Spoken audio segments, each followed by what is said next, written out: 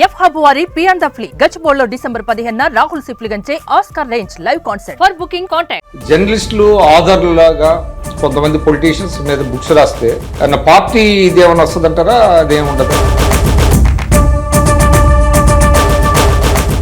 Think of how they do promotional books అట్లా రాస్తారు కానీ it's not like that.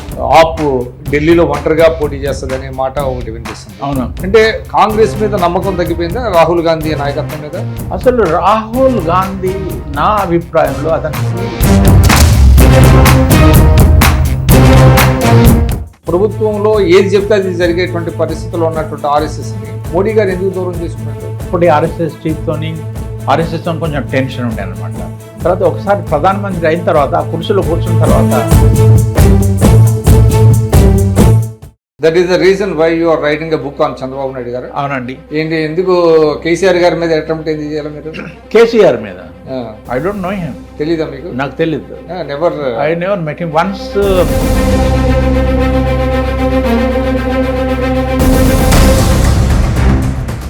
Then he went on doing all kinds of nonsense. I didn't like that at all. India today అప్పటి నుంచి కూడా దానికి ఒక standard అనేది ఒకటి ఏర్పడింది. అంటే దాని స్టైల్ ఆఫ్ ఫంక్షనింగ్ ఎట్లా ఉండేదంటే ఎందుకు అంత ఇండియా టుడేకి అంత పేరు ఎందుకు వచ్చింది? అప్పుడు ఇండియా టుడే 75లో మొదలు పెట్టినప్పుడు ఇండియా ఇమేజ్ పెంచే కోసం ఒక మంచి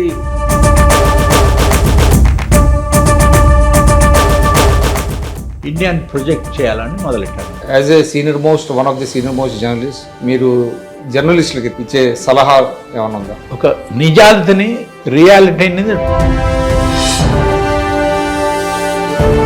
నేను సలహా కాదు, ఇది కోరిక. నమస్కారం, నేను మీ విక్రమ్ పూల. ఈరోజు మనతో విశిష్ట అతిథి ఎస్ వెంకటనారాయణ గారు ఉన్నారు. ఎస్ వెంకటనారాయణ గారు నేషనల్, ఇంటర్నేషనల్ జర్నలిస్ట్. తెలుగునాట అనేక మంది రాజకీయాల్లో రాణించారు, జాతీయ స్థాయిలో. కానీ జర్నలిస్టులుగా కొద్దిమంది మాత్రమే అంతర్జాతీయ స్థాయికి వెళ్ళగలిగారు. అటువంటి వారిలో ఎస్ వెంకటనారాయణ గారు ఒకరు.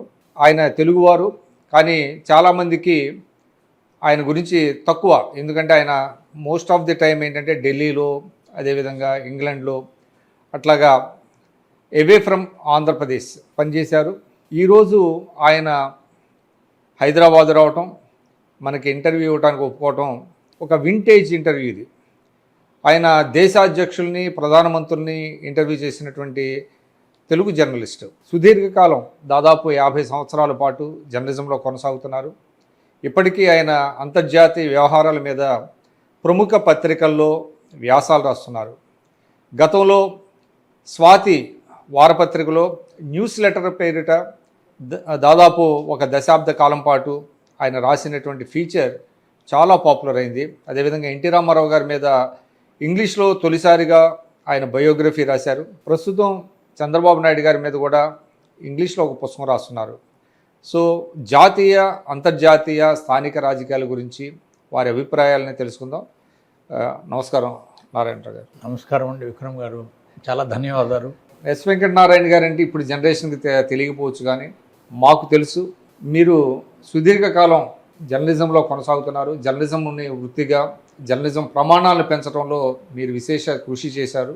మీరు స్వాతిలో న్యూస్ లెటరు అనే సిండికేటెడ్ కాలం రాసినప్పుడు దానికి చాలా పెద్ద ఎత్తున ఫాలోయింగ్ ఉండేది. అదేవిధంగా మీరు ఇండియా టుడేలో కూడా పనిచేశారు. సో ప్రస్తుతం దేశ రాజకీయాలు, అంతర్జాతీయ ఇష్యూస్ మీద మిమ్మల్ని అడుగుతాను. తర్వాత మనం తెలుగు రాష్ట్రాల రాజకీయాల మీద వద్దాం. ముందుగా ఇటీవల మీరు చూశారు, మహారాష్ట్రలో మహాయుతి గెలుపు చాలామంది ఊహించలేదు. అనేక సర్వేలు కూడా తప్పు చేసినాయి, అంటే పొరపాటు చేసినాయి. అక్కడ మహాగఠబంధన్ వస్తుంది, వాడు గవర్నమెంట్ ఏర్పాటు చేస్తారంటారు. ఇప్పటికీ కూడా ఈవీఎంల మీద కొంత అనుమానాలు ఉన్నాయి. ఇప్పటికీ మేము ఫైట్ చేస్తామని కాంగ్రెస్ పార్టీ వాళ్ళు అంటున్నారు. మహారాష్ట్ర ఎన్నికల ఫలితాల మీద మీ ఒపీనియన్ ఏంటంటే? మహారాష్ట్ర ఫలితాలు, అంతకుముందు హర్యానా ఫలితాలు, అసలు కాంగ్రెస్ పార్టీ ఇండియా కూటమిలో ఉన్నప్పుడు వాళ్ళు, కాంగ్రెస్ పార్టీ మెయిన్ పార్టీ అయినా కూడాను వాళ్ళు 400 చిల్లర సీట్లలో మాత్రమే పోటీ చేశారు. మిగతా సీట్లన్నీ రీజనల్ పార్టీస్కి ఇచ్చారు. కాబట్టి నాన్ బీజేపీ ఓట్స్ స్ప్లిట్ కాలా. అందుకని కాంగ్రెస్కు 100 సీట్లు దొరికాయి. అయితే కాంగ్రెస్ వాళ్ళు అనుకున్నారు అంటే ఇప్పుడు దేశంలో 3 కాంగ్రెస్ తరఫు వస్తున్నది, బీజేపీ మోడీ తరఫు నుంచి మా వైపు వస్తున్నదని, అంటే షిఫ్ట్ అవుతున్నదని వాళ్ళు అనుకున్నారు.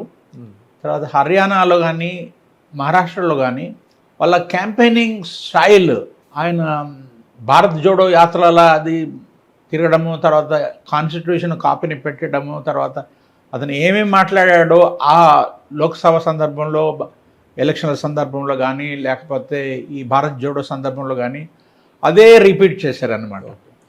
దాని వలన ఈ had nothing new to say. ఎప్పుడు ఈయన ధనవంతులకే సాయం చేస్తాడు, పేదవాళ్ళని పట్టించుకోడు, అంటే ప్రో రిచ్ అదానీ అంబానీలు అది పాత పాటలాగానే పాడుతూ వచ్చేసారన్నమాట. తర్వాత ఎంత క్యాంపెయిన్ను సీరియస్గా తీసుకొని ఎలాగ బీజేపీ వాళ్ళు చేస్తారో, మోడీ కానీ అమిత్ షా కానీ దేశం అందరు ఆ ప్రాంతానంతా ఒక కార్పెట్ బాంబింగ్ చేస్తారు పబ్లిసిటీ క్యాంపెయినింగ్. వాళ్ళ మంత్రులు, తర్వాత ఆల్ సీనియర్ లీడర్స్ అంతా పోయి తిరుగుతూ ఉంటారు. తర్వాత ఆర్ఎస్ఎస్, తర్వాత వాళ్ళ అసోసియేటెడ్ పార్టీ వాళ్ళ వాలంటీర్స్ వాళ్ళంతాను ఈసారి చాలా బాగా ప్రయత్నం చేశారు. వాళ్ళు ప్రతి ఊర్లో, ప్రతి వాడలో వాళ్ళ వాలంటీర్స్ ఉంటారనమాట.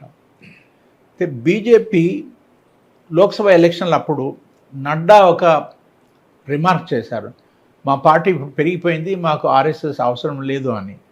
దాని వలన చాలా అప్సెట్ అయిపోయారు. భాగవత్ కానీ తర్వాత వాళ్ళ ఓపెన్గా చేశారండి నడ్డా గారు ఒక ఇండియన్ ఎక్స్ప్రెస్ ఇంటర్వ్యూలో అట్లా అనండి అనమాట. దానివల్ల చాలా అప్సెట్ అయిపోయారు. కాబట్టి లోక్సభ ఎలక్షన్స్ అప్పుడు వీళ్ళు అంత ఇంట్రెస్ట్ తీసుకోలేదు, క్యాంపెయిన్ పార్టిసిపేట్ చేయలేదు. దాని వలననే బీజేపీకి దెబ్బ తగిలింది. వాళ్ళ సొంత సింపుల్ మెజారిటీ రాలేదు. కాబట్టి చంద్రబాబు గారి తెలుగుదేశం పార్టీ, తర్వాత నితీష్ కుమార్ది జనతాదళ్, సో ఆ కూటమితోని నేషనల్ డెమోక్రాటిక్ అలయన్స్ చేసుకున్నారు అనమాట. అయితే అప్పుడు వాళ్ళు రియలైజ్ చేశారు ఏమిటి బీజేపీ వాళ్ళు, మనము ఆర్ఎస్ఎస్ను ఏలియనేట్ చేసి ఈ దేశంలో ఎలక్షన్లు గెలవడం కష్టం అని వాళ్ళు భగవత్తోని పోయి కలుసుకొని మీ సాయం కావాలని request. RSS Nagpur head quarters కదా, నాగపూర్ ఎగ్జాక్ట్లీ స్టేట్. అవును, ఫడ్నవీస్ తర్వాత మన నితీష్ గడ్కరీ వాళ్ళు అక్కడి నుంచో కదా. అయితే అప్పుడు ఆర్ఎస్ఎస్ సరే అని వాళ్ళు యాక్టివ్గా క్యాంపెయినింగ్లో పార్టిసిపేట్ చేశారు. ఓటర్లను పోలింగ్ బూత్లు తీసుకుపోవడం అట్లాంటిది. దానివల్ల చాలా ఒక డిఫరెన్స్ వచ్చేసింది అనమాట. కాంగ్రెస్లో అలాంటి గ్రాస్ రూట్ లెవెల్ వర్కర్స్ లేరు. తర్వాత శివసేన స్ప్లిట్ అయిపోయింది, శరద్ పవార్ నేషనలిస్ట్ కాంగ్రెస్ పార్టీ కూడా స్ప్లిట్ అయిపోయింది. తర్వాత శరద్ పవార్ 80+ ఇప్పుడు ఆయన వయస్సు, అతను అంత అగ్రెసివ్గా క్యాంపెయిన్ చేసే స్థితిలో లేడు. తర్వాత శివసేనలో బాలాసాహెబ్ ఠాకరే ఉన్నంత కాలము బాగా ఉండింది, అందరూ ఒప్పుకున్నారు. ఉద్ధవ్ ఠాకరే అంత ఎఫెక్టివ్ లీడర్షిప్ క్వాలిటీస్ చూపించలేదన్నమాట. ఓకే, సో దీనివలన ఆ Shinde, Ajit Pawar, BJP combination work out అయింది. తర్వాత ఎన్సిపి అజిత్ పవార్ వెళ్ళిపోయిన తర్వాత శరద్ పవార్ కొంచెం వీక్ అయిపోయారు. తర్వాత వాళ్ళకి ఎలక్షన్ సింబల్ కూడా అజిత్ పవార్కి అంత ఎఫెక్టివ్ కాదండి, లేదు. సో సుప్రియా సూలే మన దేశంలో మామూలుగా మగవాళ్లే seen as success as to their parents అనమాట, వారసులుగా అట్లా అంటే ఎక్సెప్ట్ ఇందిరాగాంధీ. కరెక్ట్. సో వాళ్ళు ఒప్పుకోలేదు. కాబట్టి ఈ కారణాల వల్ల ఈ బీజేపీ తర్వాత మహాయుతి కూటమి గెలిచింది. సో అది పక్కన పెడతారంటే what is the fallout of ఈ ఎలక్షన్స్? ఏంటంటే మేజర్గా సెట్ బ్యాక్ కాంగ్రెస్ పార్టీకి అంటున్నారు. ముఖ్యంగా ఏంటంటే ఇండియా కూటమిలో ఉండేటువంటి పార్టీలు మనం చూస్తున్నాం, ఆప్ ఢిల్లీలో ఒంటరిగా పోటీ చేస్తుందనే మాట ఒకటి వినిపిస్తుంది. అవును, అంటే కాంగ్రెస్ మీద నమ్మకం తగ్గిపోయిందా రాహుల్ గాంధీ నాయకత్వం మీద? అసలు రాహుల్ గాంధీ నా అభిప్రాయంలో అతనికి నాయకత్వ లక్షణాలు కనిపించట్లేదండి. Is not a born leader. అట్లాంటి అతనికి మీరు ఇందిరాగాంధీని దగ్గరగా చూశారు, రాజీవ్ గాంధీ చూశాను, వాళ్ళ లక్షణాలు ఇతని దగ్గర లేవు. కానీ ప్రియాంక దగ్గర ఉన్నాయి. ప్రియాంకలో ఇందిరాగాంధీని చూస్తారు జనాలు.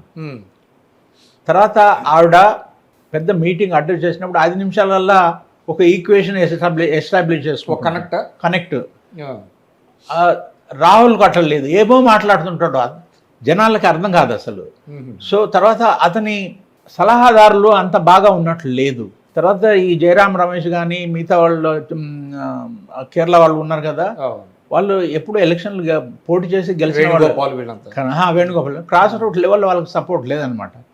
అయితే Rahul Gandhi basic think tank అలాంటి వాళ్ళు అనమాట. People are not in touch with people who never got elected అట్లాంటి వాళ్ళతో. కాబట్టి అతను మాట్లాడే థీమ్స్ ఏమిటి, ఏ విషయాల గురించి కన్సిస్టెన్సీ ఉంటుందా, కన్సిస్టెన్సీ లేకపోవడం, తర్వాత జనాలు ఫోకస్ లేదు, జనాలు వాళ్ళను అట్రాక్ట్ చేసే కోసం నేను ఏ విషయం మాట్లాడాలా అది అతనికి తెలియదు అనమాట. సో దాని వలన ఏమైందంటే 2 విషయాలు అయింది. లోక్సభ ఎలక్షన్స్ తర్వాత మోడీ స్టైల్ ఆఫ్ ఫంక్షనింగ్లో కాస్త తేడా వచ్చింది. ఎలా అంటారు, అది ఆర్ఎస్ఎస్ని ఏలియనేట్ చేయడం తప్పైంది అని గ్రహించారు. తర్వాత నేనే మహానాయకుడిని అంటే ఒక్క పాయింట్ సార్ ఇక్కడ, అంటే ఎందుకు ఇప్పుడు RSS use to call the shots అంటారు కదా. ఇప్పుడు అంటే కేంద్ర ప్రభుత్వంలో కీలకమైనటువంటి పోస్టుల్లో లైక్ నీతి ఆయోగ్ కావచ్చు, మిగతా ఇతరత్రలో ఎవరైతే ఆర్ఎస్ఎస్ ముందుకు తీసుకెళ్ళిందో, అంటే వాళ్ళు ఇచ్చినటువంటి పేర్లు బట్టే వాళ్ళని ఆ పదవుల్లో పెట్టారు అని ఒక ఉంటుంది అంటారు. అంత స్ట్రాంగ్ అంటే ప్రభుత్వంలో ఏది చెప్తే అది జరిగేటువంటి పరిస్థితుల్లో ఉన్నటువంటి ఆర్ఎస్ఎస్ని మోడీ గారు ఎందుకు దూరం చేసుకున్నట్టు? ఇదో ఈగో క్లాషెస్. బీజేపీ అది వాజ్పేయి ఉన్నప్పుడు కూడాను అప్పటి ఆర్ఎస్ఎస్ చీఫ్తోని ఆర్ఎస్ఎస్తో కొంచెం టెన్షన్ ఉండే అనమాట. తర్వాత ఒకసారి ప్రధానమంత్రి అయిన తర్వాత ఆ కుర్చీలో కూర్చున్న తర్వాత నేనే రాజును అని ఒక సైకలాజికల్ ఫీలింగ్ వస్తుంది. తర్వాత ఎప్పుడు చూసినా టెలివిజన్లో రావడము, ఉపన్యాసాలు, లీడ్ స్టోరీస్ పత్రికల్లో రావడము, దానివలన ఒక దేశం 145 కోట్ల ప్రజలు ఉండే ఒక దేశము, ప్రపంచంలో అన్నిటికంటే పెద్ద డెమోక్రసీ నేనే అని. తర్వాత ఎక్కడికి పోయినా కూడా జనాలు గౌరవంతో ఆయన రిసీవ్ చేసుకోవడము, కౌగిలించుకోవడము, డయాస్పరా మీటింగ్స్ ఎక్కడ కానీ లండన్లో కానీ దుబాయ్లో కానీ అమెరికాలో కానీ ఎక్కడ పోయినా కూడాను డయాస్పరా మీటింగ్స్ ఏర్పడడం, అదంతా దానివలన అది ఇన్ఎవిటబుల్ అండి. Power tends to go to head, everybody cannot digest it, that is a fact అనమాట. అయితే అతను గ్రహించాడు, అరే మేము ఆర్ఎస్ఎస్ను అలాంటి మాటలు అన్నాడు నడ్డా అన్న వలన వాళ్ళకు దూరం అయిపోయింది, వాళ్ళు ఏలినేట్ చేస్తామని, అది తప్పు అని గ్రహించారు. వెంటనే వాళ్ళు మేకప్ చేసుకున్నారు. లోక్సభ ఎలక్షన్ తర్వాత భాగవత్ అన్నాడు, నేనే దేవుణ్ణి అనుకోవడము అది మంచిది కాదు, ఇండైరెక్ట్లీ అది అనమాట. స్నాప్ చేసినట్టు 2-3 స్టేట్మెంట్స్ ఇచ్చాడు ఆయన. దేవర్ డైరెక్ట్లీ అటాకింగ్ మోడీ అనమాట. అంటే అతను చెప్పే విధానము స్టైల్ వేరే అనుకోండి. దానివల్ల ఆయన గ్రహించాడు, అబ్బు నేను 10 సంవత్సరాలు నా ముఖం చూసి జనాలు ఓట్లు వేశారు, కానీ ఇప్పుడు నేను థింగ్స్ ఆర్ డిఫరెంట్. తర్వాత ఆ 10 సంవత్సరాలలో ఎన్డీఏ నామకే వాస్తే ఉండే వాళ్ళ కాన్స్టిట్యూయెంట్స్కు ఇంపార్టెంట్ పోర్ట్ఫోలియోస్ దొరకలేదు, ఎప్పుడు ఎన్డీఏ మీటింగ్స్ చేయలేదు, అట్లా కాదు. ఇప్పుడు అంతా మారిపోయింది అనమాట. ఓకే, అయితే ఈ లోక్సభ ఎలక్షన్లలో మోడీ గారి గర్వము పొగరు కొంచెం తగ్గింది.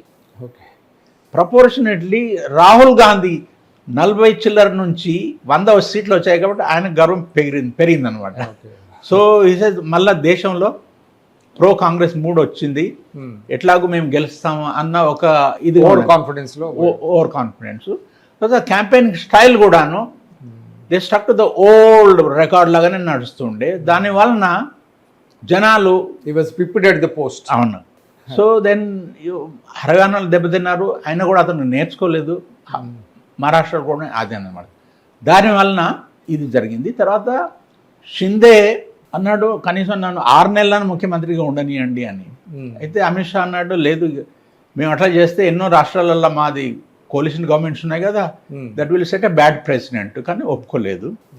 అందుకని 10 రోజులు ఎలక్షన్ రిజల్ట్స్ వచ్చిన తర్వాత కూడాను జరిగింది. అయితే ఇప్పుడు వాళ్ళు ఇద్దరు ఉపరాష్ట్ర ముఖ్యమంత్రులుగా ఒప్పుకున్నారు. ఫడ్నవీస్ ముఖ్యమంత్రి.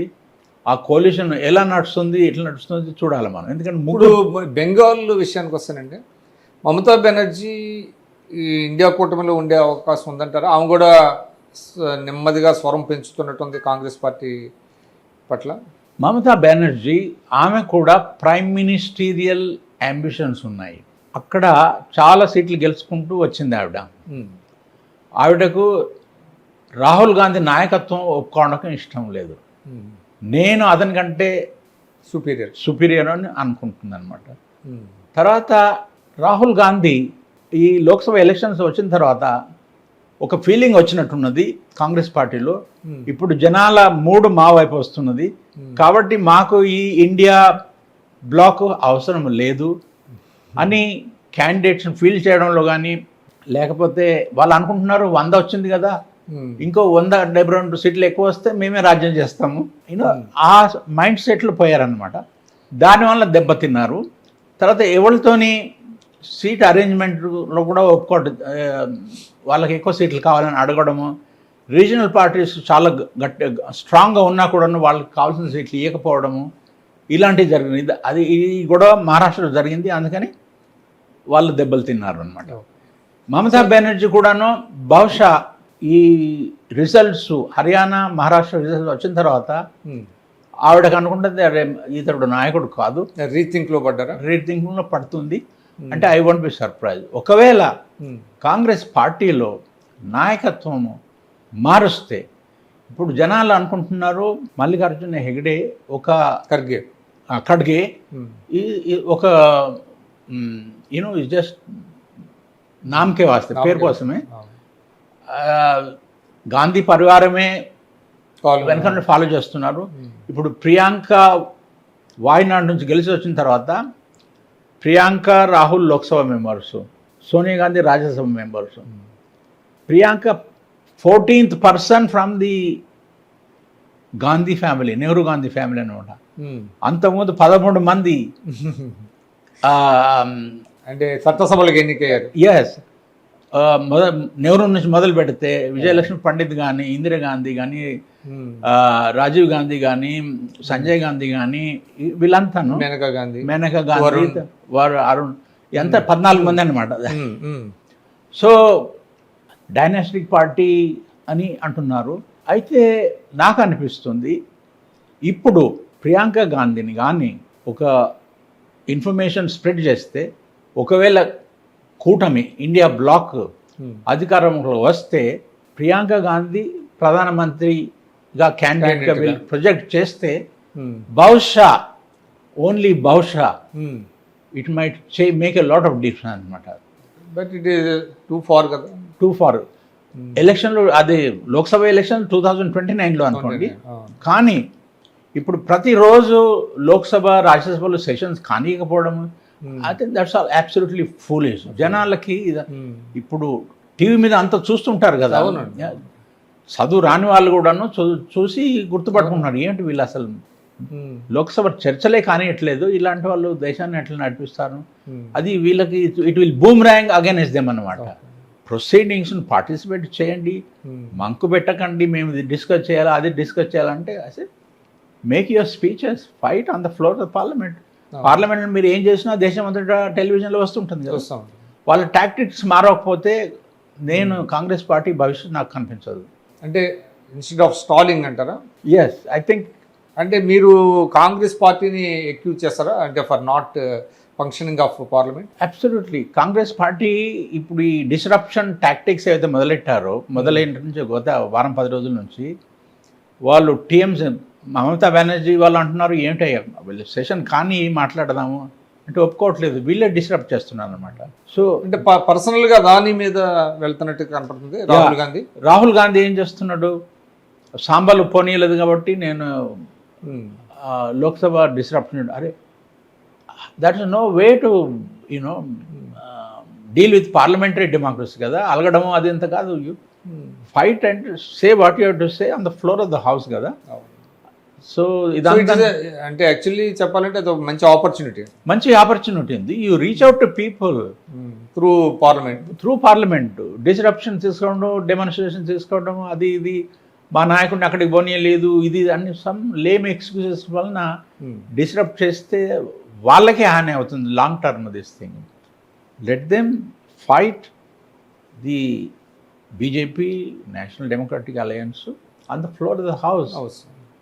మీరేం మాట్లాడాలో ఏం కథనో ఆ లోక్సభలో కానీ రాజ్యసభలో కానీ ఇచ్చేయండి. కానీ స్పీకర్ను ఇది చేయడము, తర్వాత చైర్మన్ ఆఫ్ రాజ్యసభని చేయడము, తర్వాత 15 నిమిషాలలోనే మీటింగ్ అది అడ్జర్న్ కావడము, అది మంచిది కాదు. యాక్చువల్ చెప్పాలంటే అధికార పార్టీ నెత్తిన పాలు పోసినట్టు అవుతుంది. అంతనే అది వాళ్ళకి ఏముంది, వాయిదా వేసుకొని వెళ్ళిపోతారు. వాళ్ళు చేసుకొని వెళ్ళిపోతారు. సో అండ్ జనాలు టెలివిజన్ వలన అంత తెలుస్తుంది. తెలుస్తుంది. వీళ్ళు మీటింగ్లే కానియట్లేదు, ఏంట్రా వీళ్ళు దేశాన్ని. సార్ ఇంకోటి మనం we have to move to another issue. అంటే ఇటీవల కాలంలో సరే దేశంలో రకరకాల పరిస్థితులు ఉన్నప్పటికీ కూడా ఇంటర్నేషనల్ ఇష్యూస్ కొన్ని కలవరపెడుతుంది. ముఖ్యంగా బంగ్లాదేశ్లో హిందూస్ మీద అటాక్స్ బాగా పెరిగిపోయినాయి. షేక్ హసీనాకి అసైలం ఇచ్చింది ఇండియన్ గవర్నమెంటు, అది వాళ్ళు జీర్ణించుకోలేకపోతున్నారు, డైజెస్ట్ చేసుకోలేకపోతున్నారు. కానీ దాని మీద పెద్దగా మోడీ గవర్నమెంట్ ఏమీ యాక్షన్ తీసుకుంటున్నా కనపడతలేదు. దాని మీద మీ ఒపీనియన్ ఏంటి? 9వ తారీఖు నాడు విక్రమ్ మిశ్రీ, ఫారెన్ సెక్రటరీ, విదేశాంగ సెక్రటరీ ఢాకాకు వెళ్తున్నాడు. ఈవిడ 5 ఆగస్టు నాడు she ఫ్లెడ్ to India from Bangladesh. కట్టుకున్న బట్టలతోనే వచ్చిందనమాట. ఇక్కడ అవకాశం లేకపోతే వాళ్ళు చంపేస్తుంటారు ఆవిడని. అయితే దీనికి ఒక హిస్టరీ ఉందండి. 1971లో ఆ వారు, ఇండియా పాకిస్తాన్ వారు ఎందుకు జరిగింది, తర్వాత బంగ్లాదేశ్ విమోచనం, ఎట్లా వచ్చింది, పాకిస్తాన్ 2 ముక్కలు ఎలా అయింది, తర్వాత షేక్ ముజీబుర్ రెహమాన్కు తర్వాత అక్కడి ఫ్రీడమ్ ఫైటర్స్కి భారతదేశం ఎలా సాయం చేసింది, శామ్ మానిక్షా ఆ బంగ్లాదేశ్ వార్ గురించి ఎట్లా ప్లాన్ చేశాడు, అదంతా అప్పటి నుంచి హిస్టరీ ఉంది. తర్వాత అక్కడ డెమోక్రసీ కావాలి అని షేక్ ముజీబుర్ రెహమాన్ ఫ్యామిలీకి మనం సాయం చేశాము. తర్వాత అతను జైలు నుంచి రిలీజ్ అయిన తర్వాత, గెలిచిన తర్వాత ఇండియాకి వచ్చిండే, ఇందిరాగాంధీని కలిసి ఉండే, అప్పటి నుంచి స్నేహితం బాగా ఉండింది అనమాట. ఒక హిస్టారిక్ దిస్ థింగ్. తర్వాత 1975 ఆగస్టు 15 నాడు షేక్ ముజీబు ఇంటిపైన దాడి జరిగింది. అతని పూర్తి పరివారం అందరినీ చంపేశారనమాట. అప్పుడు షేక్ హసీనా ఆమె చెల్లెలు జర్మనీలో ఉండరి, అక్కడ ఏదో చుట్టాలను చూసే కోసం, అందుకని వాళ్ళు బతికిపోయారు. దేవర్ సేవుడు వాళ్లకు ఇందిరాగాంధీ ఆశ్రయం ఇచ్చి ఢిల్లీలో, ఆవిడ కొన్ని సంవత్సరాలు ఢిల్లీలో ఉన్నారన్నమాట. సో ఒక ఎమోషనల్ అటాచ్మెంట్ అట్లా వచ్చిందనమాట. తర్వాత అక్కడ ఎలక్షన్స్ అయినప్పుడు ఈవిడ పోయింది. ఆ ఫ్రీడమ్ ఫ్రమ్ పాకిస్తాన్, ఒక ఫ్రీ కంట్రీ అని ఒక సైకలాజికల్ ఫీలింగ్ వల్ల వాళ్ళు ఆవిడ గెలిచింది 2 సార్లు 3 సార్లు. దాదాపు ఆవిడ Indira Gandhi record, Golda Meir record, Maggie Thatcher, Benazir Bhutto వీళ్ళందరి రికార్డ్స్ బ్రేక్ చేసింది అనమాట. కానీ ఆవిడ పేరట ఆవిడ చుట్టూ ఉన్న అడ్వైజర్స్ కానీ అధికారులు కానీ they made a blatant misuse of power అన్నమాట. దాని వలన జనాలకి ఆవిడ మీద విసుగొచ్చింది అనమాట. నేను జనవరిలో అక్కడ ఎలక్షన్లు అయినప్పుడు నేను పోయి ఉంటున్నాను అనమాట. నేను ఢాకా వెళ్ళారా? నేను ఢాకా వెళ్ళాను ఎలక్షన్ చూసే కోసం. ఆవిడతో మాట్లాడాను కూడాను.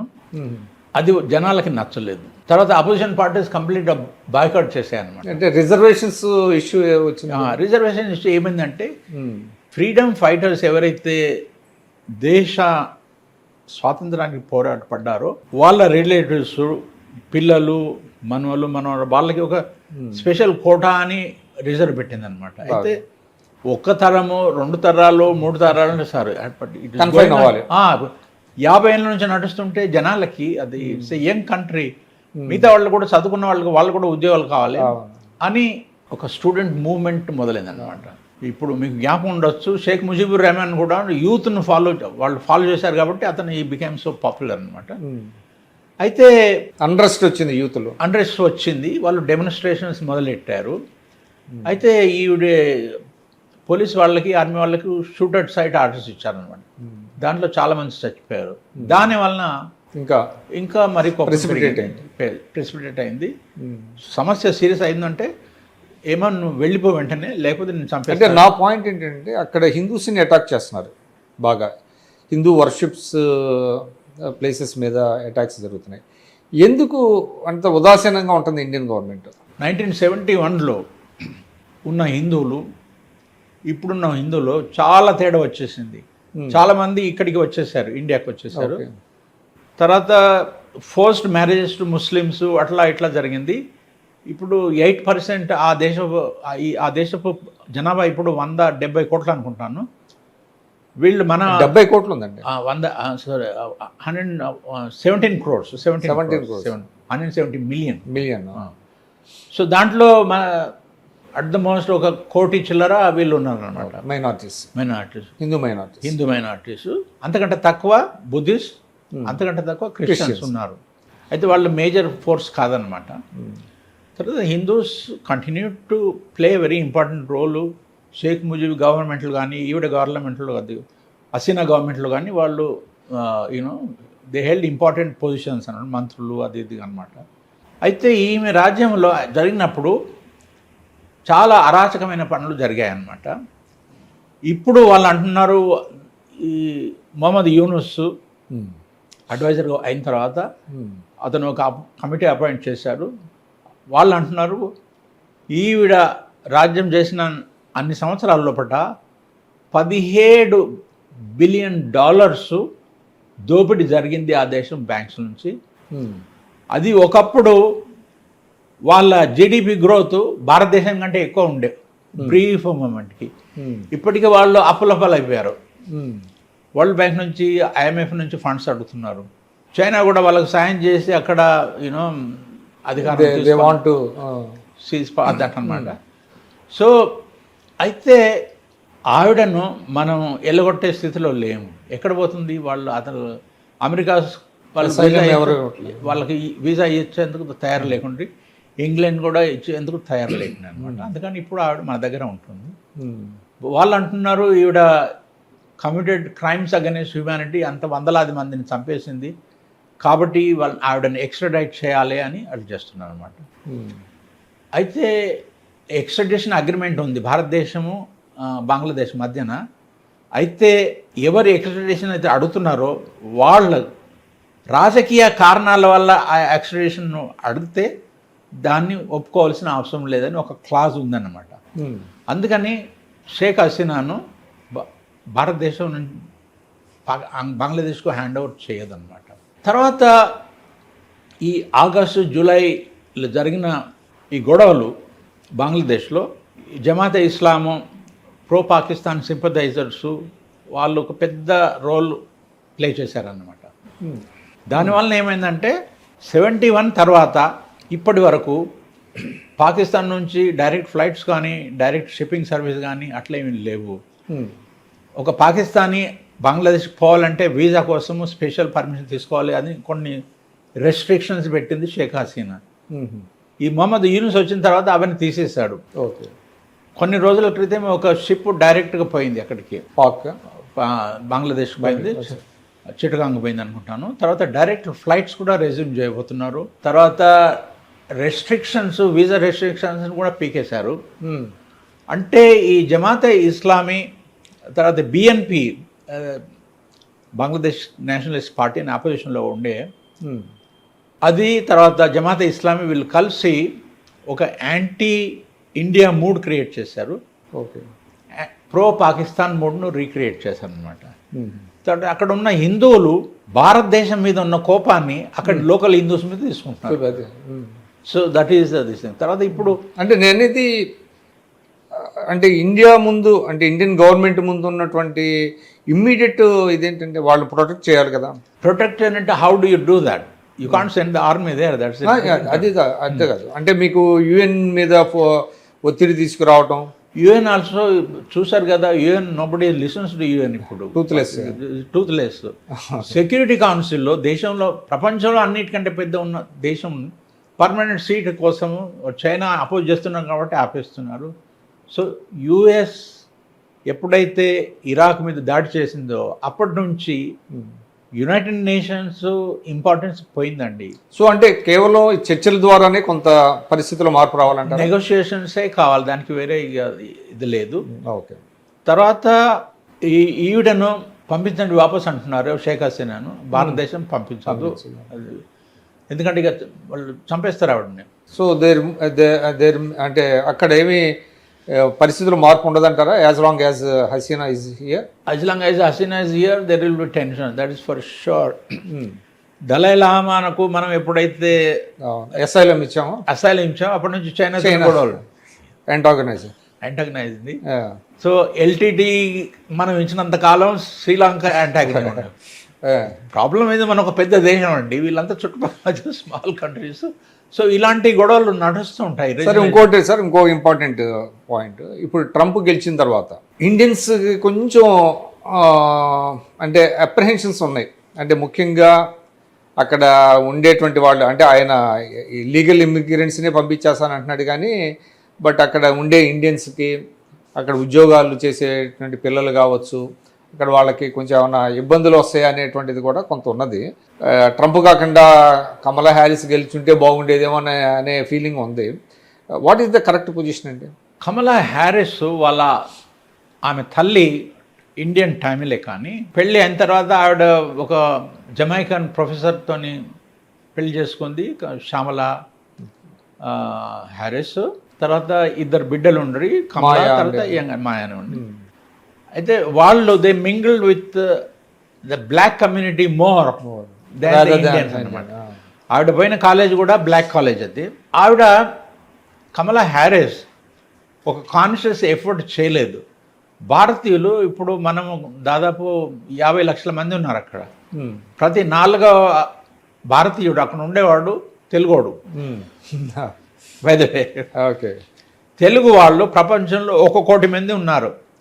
200 దేశాలలో తెలుగు మాట్లాడే వాళ్ళు 1 కోటి, 10 మిలియన్ పీపుల్ అన్నమాట.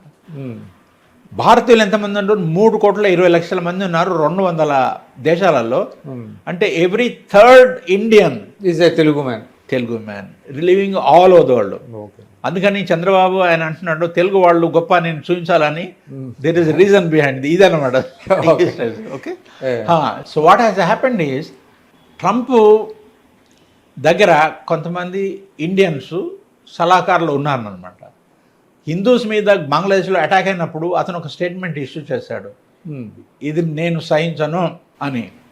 కమలా హ్యారిస్ దాని గురించి ఏం మాట్లాడలేదు. కమలా హ్యారిస్ క్యాంపెయిన్ ఆవిడ దగ్గర $1 బిలియన్ కంటే ఎక్కువ డబ్బు జమ అయింది, చందాలు అవి. కానీ ఈ ఇండియన్స్ మనం ఎక్కడెక్కడ ఉన్నామని అంటే అక్కడ చాలా ఇంపార్టెంట్ పొజిషన్స్ ఉన్నారు భారతీయులు అక్కడ. అక్కడి లోకల్ అమెరికన్స్, తెల్ల అమెరికన్స్ ఒక సంవత్సరానికి $60,000 సంపాదిస్తే మన ఇండియన్స్, ఎందుకంటే వాళ్ళు చదువుకున్నారు హార్వర్డ్ వాళ్ళ చదువులో డబుల్ ఇన్కమ్ అనమాట. వాళ్ళది 60,000 అయితే ఇది 1,20,000 అనమాట. ఎందుకంటే literacy rate is very high. More than 90% of Indians living in America graduates or post graduates అనమాట. సిలికాన్ వ్యాలీ మనమే డామ్ చేస్తున్నాం. నాకు తెలిసి హైదరాబాద్ అబ్బాయి, సత్యనాదెల్లా మైక్రోసాఫ్ట్ సత్యనారాయణ ఆయన పేరు, అక్కడ అమెరికాలో చిన్న వేసుకున్నాడు. సో సుందర్ పిచ్చయ్య ఇలాంటి వాళ్ళు ఉన్నారు కదా. సో తెలుగు అది ఇండియన్ కమ్యూనిటీ చాలా పవర్ఫుల్ అక్కడ. ఇప్పుడు మనం అంత భారతీయుల ముచ్చట చెప్తే టోటల్ అసెట్స్ వర్త్ ఈ 3,20,00,000 మంది భారతీయులు ఏవైతే విదేశాలు ఉన్నారో వాళ్ళ సంపద అంతా కలుపుకుంటే $2 to $3 trillion. భారతదేశపు అసెట్స్ ఇంకా ఇప్పుడే 3 దాటింది, 4 ఏదో తిప్పలబడి అవుతుంది అనమాట. జీడిపి అంటారా? జీడిపి అంత పవర్ఫుల్ కమ్యూనిటీ అనమాట. అంత చదువుకున్న వాళ్ళు అది ఇచ్చేస్తున్నారు. అయితే వాళ్ళని ఆవిడ కావాలనో వద్దనో తెలియదు కానీ she did not try to reach out to them అనమాట. Indians felt alienated unlike Trump. So ఏమైంది, సింపతి వైజ్ వాళ్ళు చాలా కాలం Indians they use to support the Democratic party. Obama తర్వాత అది కొంచెం రిపబ్లికన్ పార్టీ అయిపోయిందనమాట. తర్వాత మోడీ గారు అక్కడికి పోయినప్పుడు ఒక పెద్ద సమావేశం చేసిండ్రి టెక్సస్లో. ట్రంప్ అంతమందిని ఇప్పుడు చాలా ఖుషి, ఎందుకంటే అతను టెలివిజన్ పర్సనాలిటీ కదా. అతడు రాజకీయాలలో కొత్త. అతను టెలివిజన్లో అతను చేసింది అప్రెంటిస్ అని ఒక ప్రోగ్రామ్ ఉండే. దాని పాపులారిటీ ప్రకారం జనాలందరికీ తెలిసింది అతని గురించి. అయితే అతనికి చాలా జనాలు రావడం ఒక మీటింగ్ అంటే చాలా ఇష్టం. అహ్మదాబాద్లో కూడా చేశాడు ఆయన వచ్చినప్పుడు బ్రహ్మణ. అయితే వాళ్ళిద్దరి మధ్య స్టేడియంలో కరెక్ట్. అందుకని వాళ్ళిద్దరి మధ్య రిలేషన్స్ బాగా ఉన్నాయి. మోడీ తర్వాత ట్రంప్. అంటే మనకి ఒక రకంగా బెటర్ అంటారా ట్రంప్ రావటం? బెటరు. ఎందుకంటే ట్రంప్ అతను ఇమిగ్రేషన్కు వ్యతిరేకం లేడండి. చదువుకున్న వాళ్ళు రావాలి. ఓకే. ఇండియా నుంచి అందరు పోయే వాళ్ళంతా చదువుకున్న వాళ్ళు. ఉన్నారు. అటు మెక్సికో తర్వాత దక్షిణ అమెరికాలో పేద దేశాలు ఉన్నాయి. అక్కడ నుంచి వాళ్ళు వస్తున్నారు. వాళ్ళు వచ్చి మాన్యువల్ లేబర్ లాంటి లాటిన్ అమెరికన్స్ లాటినోస్ అని అంటారు. వాళ్ళు చిన్న చిన్న ఉద్యోగాలు చేస్తుంటారు అనమాట. అయితే వాళ్ళను రావడం ఆపేస్తే అమెరికా జీవితమే it will come to a grinding halt. ఎందుకంటే ఇప్పుడు మనం ఇంట్లలో పని చేసుకుంటున్నందుకు హౌస్ మేట్స్, బేబీ సిట్టర్స్ అట్లాంటి పనులన్నీ చేసేవాళ్ళు ఎవరు లేకపోతే అమెరికాలో working women, all the educated working women are working అనమాట. They are able to go to work because వాళ్ళకి ఇంట్లో చూసుకుందుకు ఎగ్జాక్ట్లీ వీళ్ళని బంద్ చేసేస్తే అయిపోతుంది వాళ్ళు. అంటే America could come to a grinding halt అనమాట. కానీ ట్రంప్ ఆలోచన విధానము చాలా డిఫరెంట్ ఫ్రమ్ అదర్ పీపుల్. ఎందుకంటే అతను ఈ manage to become a billionaire. ఈ ఫాదర్ సాయం చేశాడు. తర్వాత ఏదో అన్ని కథలు ఉన్నాయనుకోండి. అయితే నాకు అనిపిస్తుంది ట్రంప్ వలన భారతీయులకు ఏమి నష్టం కాదు అని. ఎందుకంటే మనలాంటి ఎక్స్పర్ట్స్, ఎడ్యుకేటెడ్ పీపుల్కి అమెరికా అవసరం ఉందన్నమాట. ప్రపంచంలో the best institutions for education, research అన్నీ అమెరికాలోనే ఉన్నాయి. ప్రతి సంవత్సరము మన దేశం నుంచి 2,50,000 మంది విద్యార్థులు అమెరికాకు పోతారు. గ్రాడ్యుయేట్ స్టడీస్కి, పోస్ట్ గ్రాడ్యుయేట్ స్టడీస్కి, పిహెచ్డీస్కి అదంతాను. దాంట్లో సగం మంది అక్కడనే ఉండిపోతారు. ఎందుకంటే అక్కడ ఫ్యాసిలిటీస్ బాగున్నాయి, రీసెర్చ్ బాగుంది. తర్వాత కులము గోత్రంతో ఏమి సంబంధం లేదు. ఇక్కడ పేమెంట్ శాలరీస్ బాగా ఉంటాయి కాబట్టి అక్కడ ఉండిపోతారు. మిగతా సగం వాళ్ళు ఇక్కడికి వచ్చి they end up working for MNCs అట్లాంటి వాళ్ళని పెట్టింది అనమాట. సో నా అభిప్రాయం ఏంటంటే ట్రంప్ గురించి కొన్ని రిజర్వేషన్స్ ఉండే కానీ అతను ఇండియాకు వ్యతిరేకంగా కాదు. అతని వల్ల మనకు లాభమే కానీ నష్టాలు అయ్యే అవకాశం లేదని నా పర్సనల్ అభిప్రాయం. ఓకే సార్, ఇప్పుడు మళ్ళీ తెలుగు రాష్ట్రాల విషయానికి వద్దాం. తెలుగు రాష్ట్రాల రాజకీయాలకు వచ్చే ముందు ఒక్కసారి మనం, మీరు సుదీర్ఘకాలం పత్రికా రంగంలో పనిచేశారు. ఇండియన్ జర్నలిజం గురించి మీకు తెలిసినంతగా బహుశా చాలా కొద్ది మందికి తెలిసి ఉండొచ్చు. ఇండియన్ జర్నలిజం ఒకప్పుడు చాలా వాటి ప్రమాణాలు చాలా అత్యున్నతమైనటువంటివి. ఇప్పుడు అన్ని వ్యవస్థలలో కూడా ఆ రకమైనటువంటి ఇది వచ్చిందనుకోండి. It is no exception. Journalism also is no exception. మీరు ఇండియా టుడేలో పనిచేశారు కదా, ఎంతకాలం పనిచేశారండి? నేను 4 years, 4 సంవత్సరాలు. అంటే రైట్ ఫ్రమ్ ఇట్స్ ఇన్సెప్షన్? లేదండి, వాళ్ళ ఇన్సెప్షన్ 75లో అయింది. నేను పోయింది 79లో. అంటే అప్పుడు అంటే ఇండియన్ జర్నలిజంలో నాకు తెలిసి ఇలస్ట్రేటెడ్ వీక్లీ చాలా పాతది. ఎంవి కామత్ గారు ఎడిటర్గా ఉండేవాడు. తర్వాత సూర్య అని వచ్చింది, ఆన్లోకర్ వచ్చింది, అట్లా రకరకాల సండే. ఇప్పుడు ప్రస్తుతం వీక్ వస్తుంది అనుకోండి. ఇండియా టుడే అప్పటి నుంచి కూడా దానికి ఒక స్టాండర్డ్ అనేది ఒకటి ఏర్పడింది. అంటే దాని స్టైల్ ఆఫ్ ఫంక్షనింగ్ ఎట్లా ఉండేదంటే ఎందుకు అంత ఇండియా టుడేకి అంత పేరు ఎందుకు వచ్చింది అప్పుడు? ఇండియా టుడే అప్పుడు అసలు 75లో మొదలుపెట్టినప్పుడు మొహమ్మద్ యూనూస్ అట్లాంటి వాళ్ళు, ఇందిరాగాంధీ అసోసియేట్స్ ఏం చేస్తారు, ఇండియా ఇమేజ్ పెంచే కోసం ఒక మంచి పత్రిక, వారపత్రికను మొదలెట్టాలా, టైమ్ మ్యాగజైన్, న్యూస్ అలాంటి వాటితో పోటీ చేసి ఇండియాని ప్రొజెక్ట్ చేయాలని మొదలెట్టారు. అయితే ఎమర్జెన్సీ వచ్చిండే, తర్వాత ఇండియా టుడే సంజయ్ గాంధీని గురించి కానీ, తర్వాత ఎమర్జెన్సీలో జరిగిన అన్ని అకృత్యాల గురించి రాయడం, ఎక్స్పోజ్ చేయడం జరిగింది. దానివల్ల కొంచెం మొదలైంది. తర్వాత 79 ఎలక్షన్స్ అప్పుడు నేను ఆగస్ట్ 79లో ఇండియా టుడే జాయిన్ అయ్యాను. అంతకుముందు నేను ఆన్లుకర్ అని బొంబాయిలో ఎడిట్ చేస్తున్నాను. ఆన్లుకర్లో చేశారు మీరు? నేను ఇండియా టుడే జాయిన్ అయిన కొన్ని రోజుల లోపలనే చరణ్ సింగ్ ప్రధానమంత్రి పదవిని వదిలిపెట్టాల్సి వచ్చింది. ఎందుకంటే Congress party support Lok Sabha first day నాడే మేము మీకు సపోర్ట్ చేయమని అంటే గవర్నమెంట్ కొలాప్స్ అయిపోయింది. అప్పుడు సంజీవ్ రెడ్డి అధ్యక్షుడిగా ఉండే ప్రెసిడెంట్. అవును. అతనికి నేను జగజ్జీవన్ రావుని అడిగాను. అయితే అప్పుడు ఆయనకు ప్రధానమంత్రి అయ్యే అవకాశాలు బాగా ఉండే. మిమ్మల్ని ఎందుకు ప్రధానమంత్రి చేయలేదంటే ఈజ్ ఇట్ బికాస్ యూఆర్ ఎ దళిత్ అంటే అవునండి. అది వాస్తవేనండి, అది చాలా ఇంపార్టెంట్. అంటే సంజీవ్ రెడ్డి గారు జగజ్జీవన్రామ్ని ప్రధానమంత్రి లేదు అనేది ఒక ఉన్నది అది చరిత్రలో. అది మీకు జగజ్జీవన్రామ్ గారే చెప్పారా? జగజ్జీవన్ రావు గారే చెప్పారు. అది నేను అడిగిన ప్రశ్నకి సమాధానంలో. ఎందుకంటే మీరు ప్రధానమంత్రి ఎందుకు కాలేదు అంటే దానికి 2 కారణాలే. ఒకటి, నేను దళిత్ను, అతనికి దళితులు అంటే ఇష్టం లేదు. తర్వాత కాంగ్రెస్ బ్రేకప్ అయినప్పుడు అతను ఇందిరాగాంధీతో పోయాడు. సంజయ్ రెడ్డి వేరే క్యాంప్లో ఉండే, జనతాలో ఉండే. ఈ 2 కారణాల వల్ల నేను ప్రధానమంత్రిని కాలేదని. అయితే చరణ్ సింగ్ అయ్యాడు. అప్పుడు గవర్నమెంట్ కొలాప్స్ అయిపోయింది. అంటే he was the only prime minister who never faced parliament. That's right. Charan Singh. అవును. 6 మాసాల లోపలనే గవర్నమెంట్ కొలాప్స్ అయిపోయింది పార్లమెంట్. ఎందుకంటే కాంగ్రెస్ పార్టీ ఇందిరాగాంధీ రిఫ్యూజ్ చేసింది సపోర్ట్ చేయమని. ఎందుకంటే వాటికి ఎలక్షన్ చేయించి మళ్ళీ పదవికి అప్పుడు ఇండియా టుడే ఇవన్నీ రాసేదా?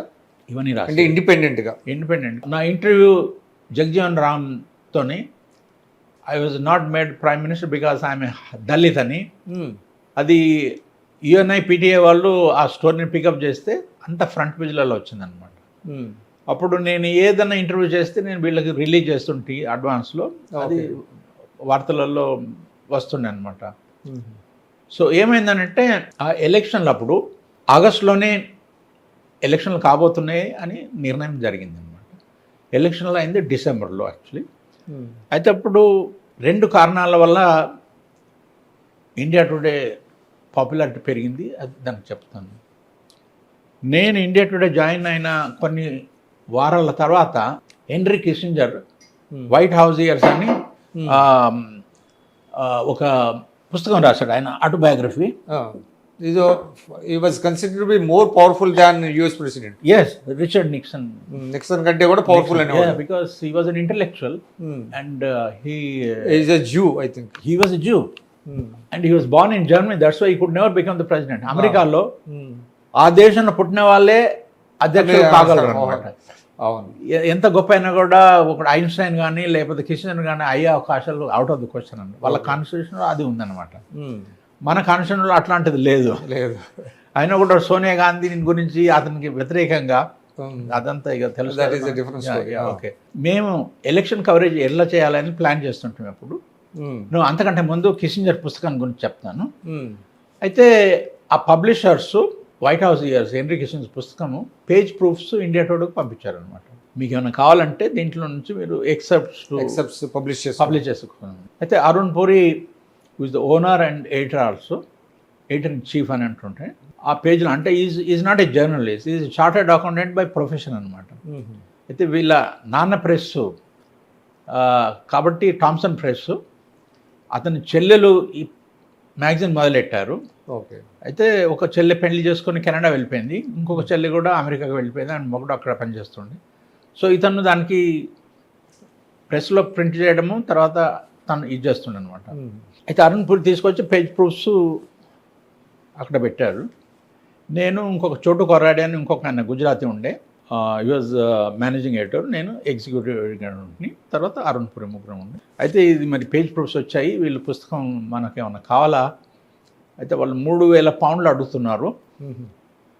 మనం దీంట్లో ఏమన్నా ఉన్నదా మెటీరియల్ మనం వాడుకోవచ్చు అంటే, చోటు కొర్రాడే అతను పేరు గుజరాతీ కానీ వాళ్ళ కీనియాకు వాళ్ళ ఫ్యామిలీ మైగ్రేట్ అయిపోయింది. అతనికి భారతదేశం గురించి ఏమి తెలియదు అన్నమాట. అతనికి అర్థం కాలేదేం. నేను చూశాను కంటెంట్స్ పేజ్లో Indo Pak war, America's stance towards Indo Pak war అని ఒక చాప్టర్ ఉండే అనమాట. ఇది మోర్ రెలవెంట్ చూశాను. చూసేసరికి దాంట్లో కిస్సింజరు ఇందిరాగాంధీ అంటే ఇష్టం లేకుండే, ఆవిడ అరగెంట్ బ్రాహ్మణ్ బిచ్ అనేవాడు. తర్వాత ఈ పాకిస్తాన్ ఇండో పాక్ వార్ సమయంలో పాకిస్తాన్కు తరఫుదారి చేయాలని అమెరికన్ ప్రభుత్వము నిక్సన్ నాయకత్వంలో నిర్ణయించింది. ఎందుకంటే కిసింజరు చైనాకు పోయే కోసము సాయం చేసింది అన్నమాట పాకిస్తాన్. కిసింజర్ మొదలు ఇండియాకి వచ్చిండే, ఇండియా నుంచి పాకిస్తాన్ పోయాడు. అక్కడ 2-3 రోజులు గాయమైపోయింది. ఎక్కడ పోయింది ఏం తెలియదు. అయితే వాళ్ళు మిలిటరీ ఎయిర్క్రాఫ్ట్లో అతను పాకిస్తాన్ నుంచి చైనాకి పంపించారు. And that is a break through happen అనమాట. చైనా అమెరికా మధ్యన రిలేషన్షిప్ ఇంప్రూవ్ అయిపోయింది. నిక్సన్ చైనాకు పోయి మావో జెతూంగ్ అండ్ చౌన్లాయ్ వాళ్ళని కలవడం అదంతా జరిగింది అనమాట. అయితే అమెరికా ప్రో పాకిస్తాన్ యాటిట్యూడ్ను మెయింటైన్ చేసింది అని ఒక ఇండియన్ రిపోర్టర్ రాసినందుకు అతనికి పులిట్జర్ ప్రైజ్ దొరికింది. అయితే ఇతను పూర్తిగా ఏమైంది ఆ డీటెయిల్స్ అన్ని ఇచ్చాడు కదా. ఒక 10,000 వర్డ్స్ ఉండే అనమాట ఒక చాప్టరు. ఓకే. అయితే నేను అరుణ్ పురికి చెప్పాను, ఈ చాప్టర్ మనం పబ్లిష్ చేస్తే చాలా విషయాలు జనాలకు తెలియ, అవన్నీ దీనివల్ల తెలుస్తుంది. టైమ్ మ్యాగజైన్ ఏం చేసిందంటే కిసింజర్ వియత్నాం గురించిన చాప్టరు వాళ్ళు సీరియలైజ్ చేస్తున్నారు. ఓకే. మనం ఇండియా పాకిస్తాన్ వార్ గురించి చాప్టర్ చేస్తే తర్వాత మనం కూడా అడ్వర్టైజ్మెంట్ చేసి ఇచ్చేస్తే జనాలు టైమ్ మ్యాగజైన్తో ఇండియాతో ఈక్వేట్ చేస్తారు, ఆలోచన చేస్తారు అంటే సరే అని ఒప్పుకున్నాను. అయితే 3,000 పౌండ్స్ ఏమిటి ఇంకా అంటే సరే అని మేము అరుణ్పూర్ రూమ్కి పోయాము. అతని దగ్గర స్పీకర్ ఫోన్ ఉండే అప్పుడు. లండన్ పబ్లిషర్తో ఫోన్ చేసి this is too much money, we want use only ఒక్క చాప్టర్ మాత్రమే వాడాలి, మీరు 70 తక్కువ చేయండి అని అన్నారు. వాళ్ళు ఏమన్నారు, మీరు పూర్తిగా పుస్తకాన్ని పబ్లిష్ చేసినా కూడా ఒక శబ్దం కూడా వాడినా కూడాను అంత 70 ఇవ్వాలా అని చెప్పారు. అయితే అరుణ్ పని ఏం చేద్దామనంటే గో హెడ్ అని చెప్పాను నేను. So it is worth it. It is worth it. So we publish. అదే 3 ఇన్స్టాల్మెంట్ చేశాను అనమాట. కిసింజర్ ఇండియాకి వచ్చినప్పుడు ఇందిరాగాంధీ ఒక ఫోటో ఉండే, దాన్ని ఫస్ట్ ఇన్స్టాల్మెంట్ కవర్ మీద పెట్టి the truth behind Indo Pak war అని ఏదో పెట్టామన్నమాట. ఆ ఎక్సెప్ట్స్ 3 రోజులు మ్యాగజైన్ అవుట్ అయ్యే ముందట నేను యుఎన్ఐ, పిటిఐ, రాయిటర్స్, ఏపీకి అందరికి పంపించాను అనమాట. So on the day the magazine was out, front page story in Hindustan times, times అన్ని పత్రికలలో అమెరికా పాకిస్తానీ తరఫుదారి చేసింది ఇండో పాక్ వార్లో అని ఆ డీటెయిల్స్ అన్ని, ఎలా ఇందిరాగాంధీని తిట్టేవాడు, అలాంటి విషయాలన్నీ వచ్చేసాయి అనమాట. ఇండియా టుడే చరిత్రలో అది మొదటిసారి వాళ్ళు చేసిన వార్త అంటే ఇట్ మేడ్ న్యూస్ అనమాట. This kind of thing kept happening regularly. అప్పుడు శ్రీలంకకు పోయింటిని, జయవర్ధన్తో ఇంటర్వ్యూ చేసేంటిని. దాంట్లో నేను అడిగితే do you think Indira Gandhi is being hostile to you అంటే that's what she is, she doesn't know, I'm a friend of our father, I use to attend Congress party sessions in India, అది అని చెప్తుండే. So again that made front page news అనమాట. My question was do you think India is bullying Sri Lanka because you're a small country, ఏదో అడిగాను నేను. Yes, India is bullying me అని అన్నాడు. So that was the headline అనమాట. So we did a lot of interesting things like that. సో ఒకరోజు election coverage ఎలా plan చేయాలని ఆలోచిస్తున్నప్పుడు నేను ఆఫీస్లో కూర్చొని ఉంటుంది, నా సెక్రటరీ ఎవరో ఢిల్లీ స్కూల్ ఆఫ్ ఎకనామిక్స్ నుంచి 2 వచ్చారండి, మీతో కలవాలని.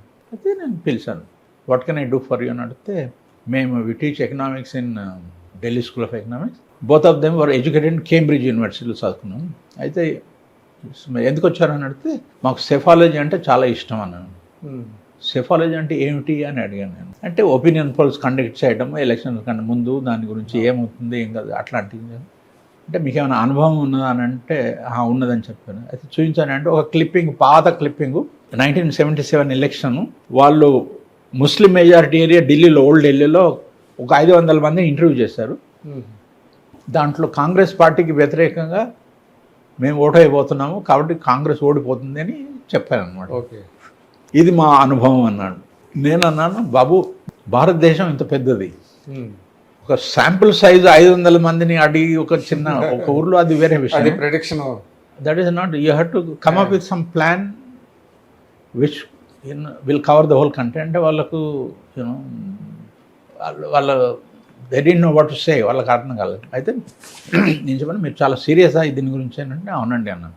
అయితే మీరు ఇలా చేయండి, ఎలక్షన్ కమిషన్కి పోండి, 1952 నుంచి ఆయన లోక్సభ ఎలక్షన్ రిజల్ట్స్ అన్నిటినీ ఒక కంప్యూటర్లో ఫీడ్ చేయండి, దాని వలన ఏమైనా తెలుస్తుందా భారతీయులు అంటే ప్యాటర్నా స్వాతంత్రం వచ్చిన తర్వాత ఇక్కడ ఒక్కసారి కూడా మిలిటరీ కూ కాలేదు. జనాలు శాంతంతో పోయి ఓట్లు వేయడము, ప్రభుత్వాలను మార్చడం అట్లా జరుగుతుంది. So there must be some method in this madness. I want to know అని అంటే, sir do you know what you are talking? I said yes I know. Do you know how many millions of pieces of information? అంటే ప్రతి ఎలక్షన్లో 542 అన్ని సీట్లలో ఎంతోమంది పోటీ చేస్తారు. ఆ డేటా అంతా ఫీడ్ చేయడానికి you need a super computer. They must be some super. IIT Delhi has a super computer and you rent it out and pay the rent, no problem. అంటే వాళ్ళకు జీర్ణం కాలేదంతా. అయితే దే లుక్ వెరీ కన్ఫ్యూజ్. అయితే నేను ఒక వారం రోజులు ఇస్తాను మీకు. ఇలాంటి పని ప్రపంచంలోనే ఎవరు ఎప్పుడు చేయలేదు. నాకు ఈ ఆలోచన వచ్చింది. దీని వలన ఏమవుతుందో ఏం కాదో తెలియదు, but I want to try. మీరు చేస్తామని మీ లోపల కాన్ఫిడెన్స్ ఉంటే రండి, చెప్పండి సార్ మేము చేస్తామని. ఒకవేళ మీకు చేత కాదు, ఇది మరీ పెద్ద పని అని అంటే అది కూడా నో ప్రాబ్లం, నేను ఐ వాంట్ సార్. సరే సరే అని వెళ్ళిపోయారు. దాంట్లో ఒకటి ప్రణయ్ రాయ్, ఇంకొకటి అశోక్ లాహిరి. ప్రణయ్ రాయ్ తర్వాత ఎన్డీటీవీ అని మొదలెట్టాడు. ప్రణయ్ రాయ్ వాళ్ళిద్దరు వచ్చారు. అందులో ఒకటి Pranay Roy. Okay, very interesting. So 5 రోజుల తర్వాత నా సెక్రటరీ మళ్ళీ ఆ ఇద్దరు వచ్చారు గడ్డ ఫాల్లో అని చెప్పారు. సరే నా ఏమిటి కదా అని అంటే, sir we will do it అన్నాను. అయితే వెరీ గుడ్. అయితే we have to interview at least 25,000 people in about 100 representative constituencies. I said, good, go ahead. But it needs a lot of money. ఇంతమందిని సైడ్ చేయాలా అంటే you have to send people to interview them. అయితే but నేను I'm not the owner, మీరు కూర్చోండి coffee తాగండి అని నేను వాళ్ళు కాఫీ తెప్పించి ఇచ్చి నా రూమ్లో కూర్చొని పెట్టి నేను అరుణ్ పుట్టి దగ్గర పోయాను. నేను అరుణ్ చెప్పిన, నువ్వు 5-6 నెలల నుంచి తిప్పలు పడుతున్నావు దీన్ని ఎస్టాబ్లిష్ చేసే కోసము. ఇంకా అప్పుడు ఇల్లస్ట్రేటివ్ వీక్లీ ఉండే, ద వీక్ ఉండే, సండే ఉండే, తర్వాత ఇండియా టుడే ఉండే అనమాట. మనం you have to do something which will capture the imagination of the whole country, out of box. అరుణ్కి నేను కిసింజర్ పుస్తకం వాడుకోవాలని అంటే దానివల్ల ఇంప్రెషన్ జమాయించిపోయింది. జగ్జన్ రామ్తో ఇంటర్వ్యూ తీసుకొచ్చి అది కూడా చేస్తాను అంటే వెంకట్ ఏమని చెప్తుంటే దాంట్లో ఏదో ఉంది ఇంపార్టెన్స్ అని అతనికి కన్విన్షన్, నమ్మకం. What do have in mind అని వెంకట్ అని అడిగాడు. అంటే there are 2 fellows who are professors of economics in Delhi School of Economics and they are interested in conducting an opinion poll. They are interested in cephology అని చెప్పాను. Cephology అంటే ఏమిటి? At that time it was not very నేను చెప్పాను. This is the kind of thing nobody else is likely to do. I told them you should go and bring all the data from election commission, election results from 72 onwards, PDT computer, Delhi IIT-లో ఉంది ఢిల్లీలో, అదంతా చెప్తే, and those 2 chaps are sitting in my room drinking coffee. పిలవన్నారు. So then I brought them to my Arun's room and then it was agreed that they will do all these things. They went away. అప్పుడు it was పక్ష పత్రిక 15 రోజులకు ఒకసారి fortnightly అనమాట. So they hired more than 100 volunteers. Then went to the IIT computer పోయి దాంట్లో data feed చేయడము అది ఇది చేశారు. Then I got an idea. అయితే why don't we create a big map of India, identify all the constituencies by name, and which constituency has voted for which party in which election.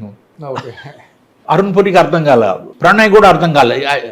అయితే cartographer ఉండే ఆఫీస్లో, వాడు చదువుకున్నవాడు కాదు కానీ చాలా smart fellow అనమాట. నేను చెప్పాను, ఒరే నువ్వు ఒక భారతదేశం మ్యాప్ తీసి ప్రతి కాన్స్టిట్యూన్సీ పేరు పెట్టాలా, వేరే వేరే రంగులు వాడు చేసి కాంగ్రెస్ పార్టీ వచ్చిందా ఈ పార్టీ వచ్చిందా అంత పెట్టాలంటే వాడు తయారు చేసి పెట్టారనమాట. That was publish. It created sensation in the country. So then these people started. అంటే ఫస్ట్ ఇండియా టుడే స్టార్ట్ చేసిన సెఫాలజీ ఫలితాలు. అంతకుముందు కొన్ని ఏళ్ల కింద దిస్ అని ఎవరో ఒక ఇండియన్ పబ్లిక్ ఒపీనియన్ ఉండే, but it was not very popular and marketing కోసం it use to be used అనమాట. But to judge public mood on the eve of an election, ఒక కాన్సెప్ట్ అదంతా ఇండియా టుడే. మేమేం చేసాం ఇండియా టుడే స్టోరీస్ నాకు కొన్ని బాగా గుర్తున్నాయండి. తమిళనాడులో పుట్టిన పసిబిడ్డల్ని చంపడానికి పుట్టిన వెంటనే ఒక వడ్ల గింజ నోట్లో వేసేసి చేస్తారని ఒకటి, ఇట్లాంటి కొన్ని సెన్సేషన్ స్టోరీస్ వేసేవాళ్ళు కదా. Possible, I don't remember these things.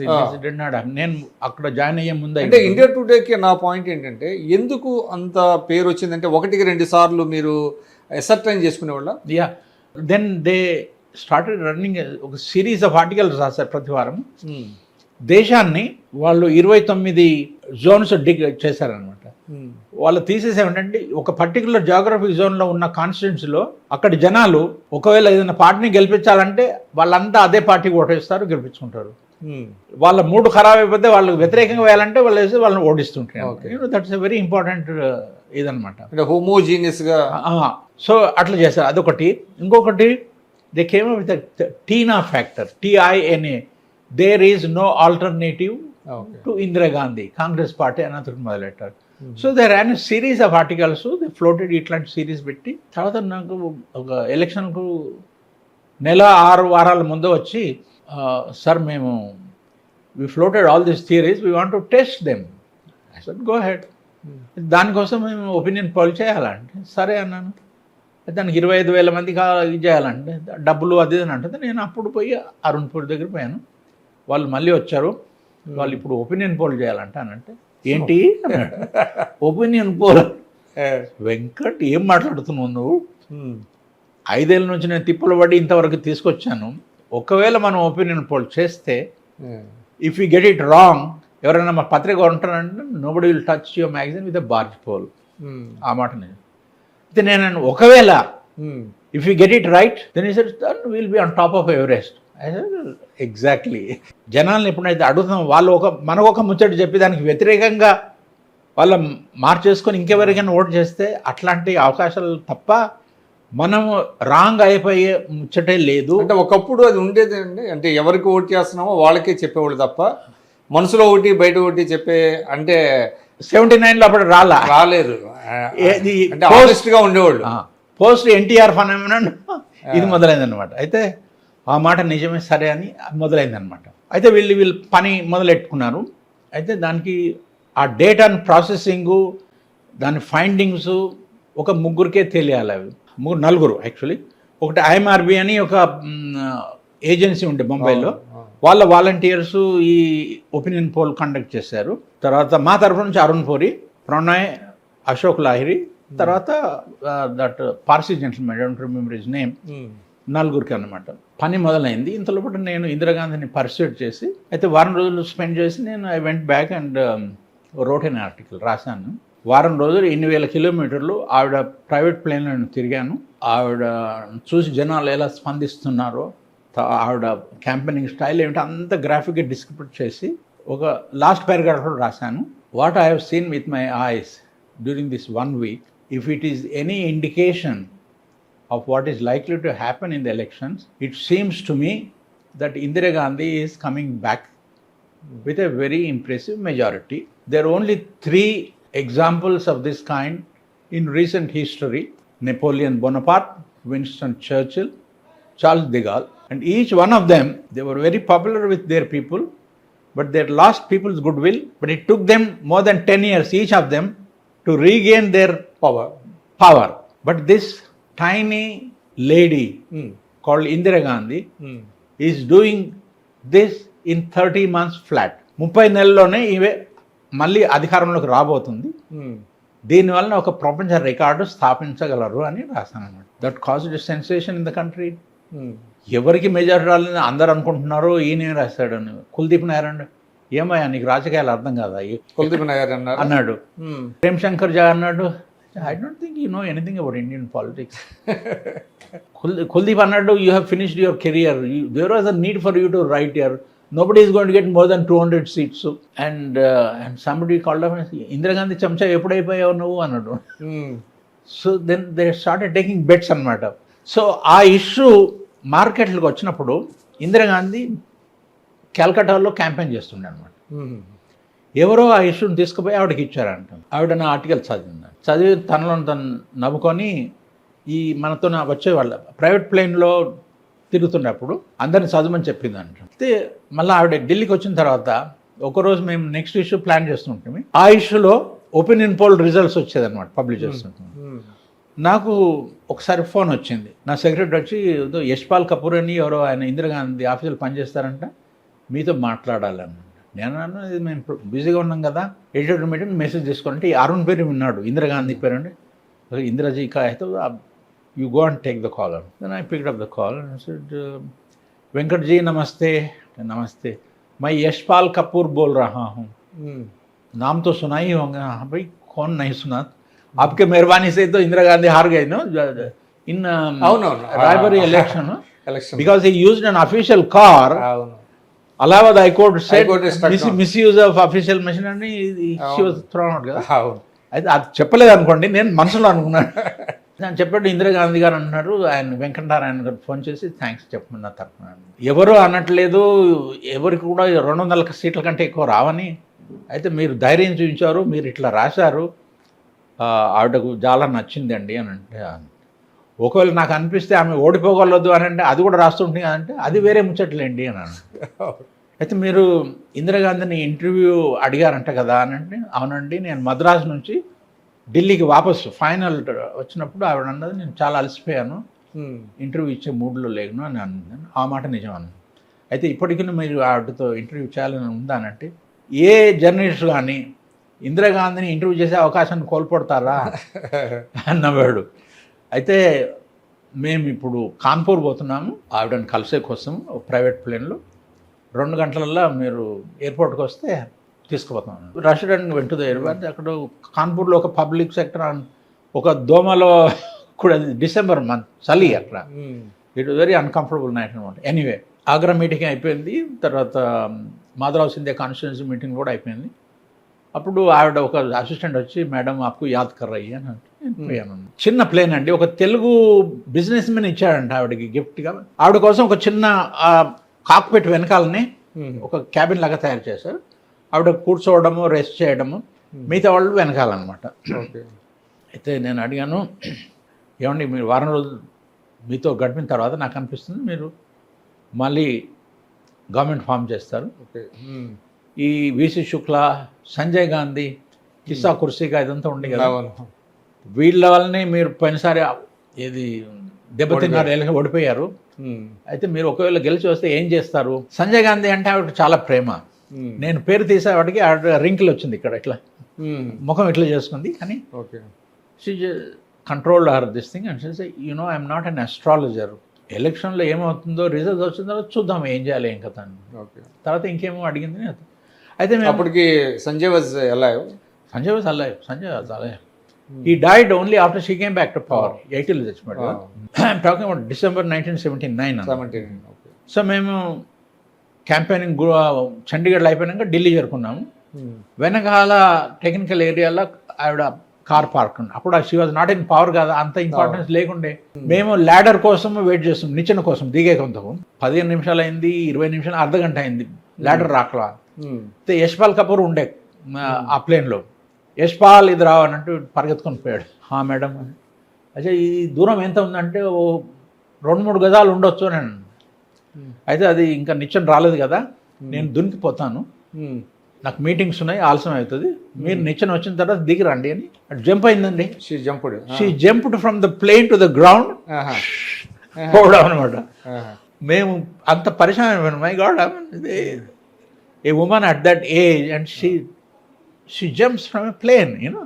So she didn't want to lose the time and she used to walk very fast. Meetha all they, you know, they had to physically run ante villantu. So then ఆ రోజు నేను అక్కడి నుంచి నా నిచ్చెన వచ్చేదాకా ఆగి దిగి పోయి ఆఫీస్కి పోయి ఇంటర్వ్యూ టైప్ చేసి ఇంటికి పోయి పడుకున్నాను. అప్పుడు మిడ్ నైట్ అయిపోయి ఉంటుంది. 4-5 గంటల ప్రాంతంలో ఎవడో బెల్ నొక్కాడు. నిద్ర లేచాను, కోపం వచ్చి ఎవడరా ఇంత నేను పోయి తలపేసేసరికి ఇండియా టుడే ప్రింట్ అయ్యి ఫస్ట్ కాపీ డెలివరీ చేసే కోసము ఫరీదాబాద్ నుంచి కొరియర్ వచ్చాడు అనమాట. దాంట్లో రిజల్ట్స్ ఉన్నాయి, తర్వాత నా ఇంటర్వ్యూ కూడా ఉందండి. అంత ఫాస్ట్ అనమాట వాళ్ళు. That is one of the reasons India today establish చేసిన నార్మ్స్. అబ్సల్యూట్లీ తర్వాత ఎలక్షన్ రిజల్ట్స్ వచ్చే రోజు కూడా పెద్ద హంగామా చేసాం ఆఫీస్ ముందట. ఒక పెద్ద ఫెసిలిటీ క్రియేట్ చేసి టెలిప్రింటర్ మీద ఫ్లాషెస్ వస్తాయి కదా, ఇండియా టుడే ఆఫీస్ సెకండ్ ఫ్లోర్లో ఉండే, ముగ్గురు వాలంటీర్ మధ్యన పెట్టి స్టెప్స్ వాడు ఫ్లాష్ వచ్చినప్పుడల్లా లాగేసుకొని తీసుకొచ్చి పెట్టంటారంటే then we would announce Indira Gandhi is leading in such and such constituency by so many votes, so and so is losing. అది ఢిల్లీలో ఎనీ ఇంపార్టెంట్ పాలిటిషియన్ కానీ ఎవడైనా కానీ వందలాది మంది వచ్చి జమ అయ్యి దేవర్ వాచింగ్ అనమాట. You know again that was a first thing అనమాట. Then one of the fellows was a New York times reporter. వాడు నేను రాసిన ఆర్టికల్ని పిక్ చేసి దాన్ని నేను రాసింది. So her victory was predicted by so and so in you know several weeks అగో అని ఈ కోటెడ్ మీ అబౌట్ నెపోలియన్, చర్చిలు, అది ఇది అనమాట. దీనివలన రెప్యుటేషన్ పెరిగింది. ప్రణయ్ రాయ్కి ఫోన్ కాల్ వచ్చింది దూరదర్శన్ నుంచి, మీరు ఒపీనియన్ పోల్ చేశారు కదా, దీని గురించి మేము ఒక ప్రోగ్రామ్ వెళ్తున్నాం, మీరు వచ్చి మాట్లాడినాను. ప్రణయ్ పోయి అక్కడ పార్టిసిపేట్ అయ్యారు. తర్వాత అతడు దూరదర్శన్తో ఒప్పించుకున్న వరల్డ్ దిస్ వీక్ అని ఒక వారానికి ఒక రోజు so establish himself and NDTV అది ఇదనమాట. సో ఈ కారణాల వల్ల India Today was on top. ఎందుకు బయటకు వచ్చేసారండి India Today? Too much work అండి. నేను ఇందిరాగాంధీని అక్కడి ఆగస్టులో పోయాను. నేను ఆగస్ట్ 1979 డిసెంబర్లో ఇందిరాగాంధీని కలిసేందుకు పోయాను. I went to travel with her and after also interview. Now, I did not have the time to get a haircut. Saibaba లాగా ఎన్ని వెంట్రుకలు జమ అయిపోయాను. I know you. There was no me time at that time. I was busy all the time. I got so fed up. అది నేను I said I want a break. Next assignment ఏంటి మీది? I decided to become full-time freelance correspondent. Freelance. అప్పుడేనా మీరు స్వాతి ఇవన్నీ వచ్చేవి? Yes. I left India Today on the 31st of October 1984. ఒకరోజు due ఉన్న సెలవుల్లో పాటు నేను 31st అక్టోబర్ ఆఫీస్కి పోలేదు, ఇంట్లో కూర్చొని ఇది పేపర్ చూసుకుంటే ఎన్ భాస్కర్ రావు అని ఉన్నాడు, doctor N Bhaskar Rao, center for media studies. ఈ రింగ్స్ మీ వెంకట ఏం చేస్తున్నావు ఇంట్లో అంటే నేను పేపర్ చదువుకున్నాను. ఏమయ్యా ఇందిరాగాంధీని ఎవడో షూట్ చేశాడు, నువ్వు ఇక్కడ కూర్చున్నావు అంటే what? Indira Gandhi has been shot. She has been rushed to All India Institute of Medical Sciences. Why are you sitting at home? వెంటనే నేను I rushed to the hospital అనమాట.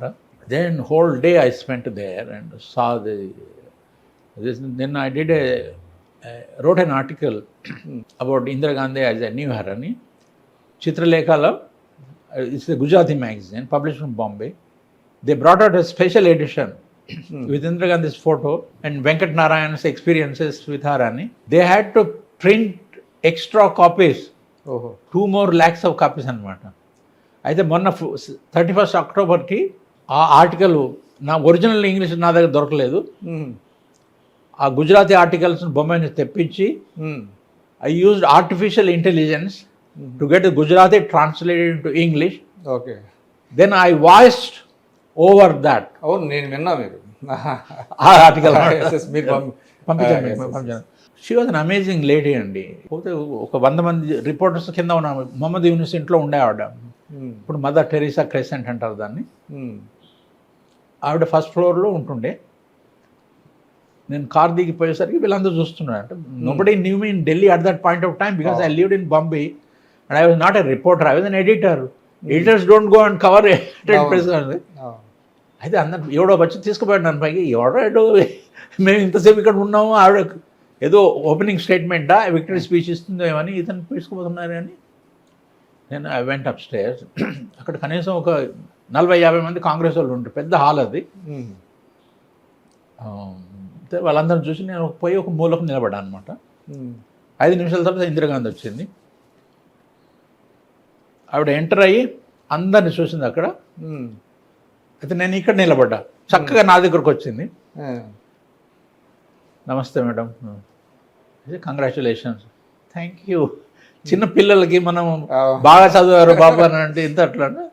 అయితే I'm so happy for you madam, I got it right, I said this is what is going to happen.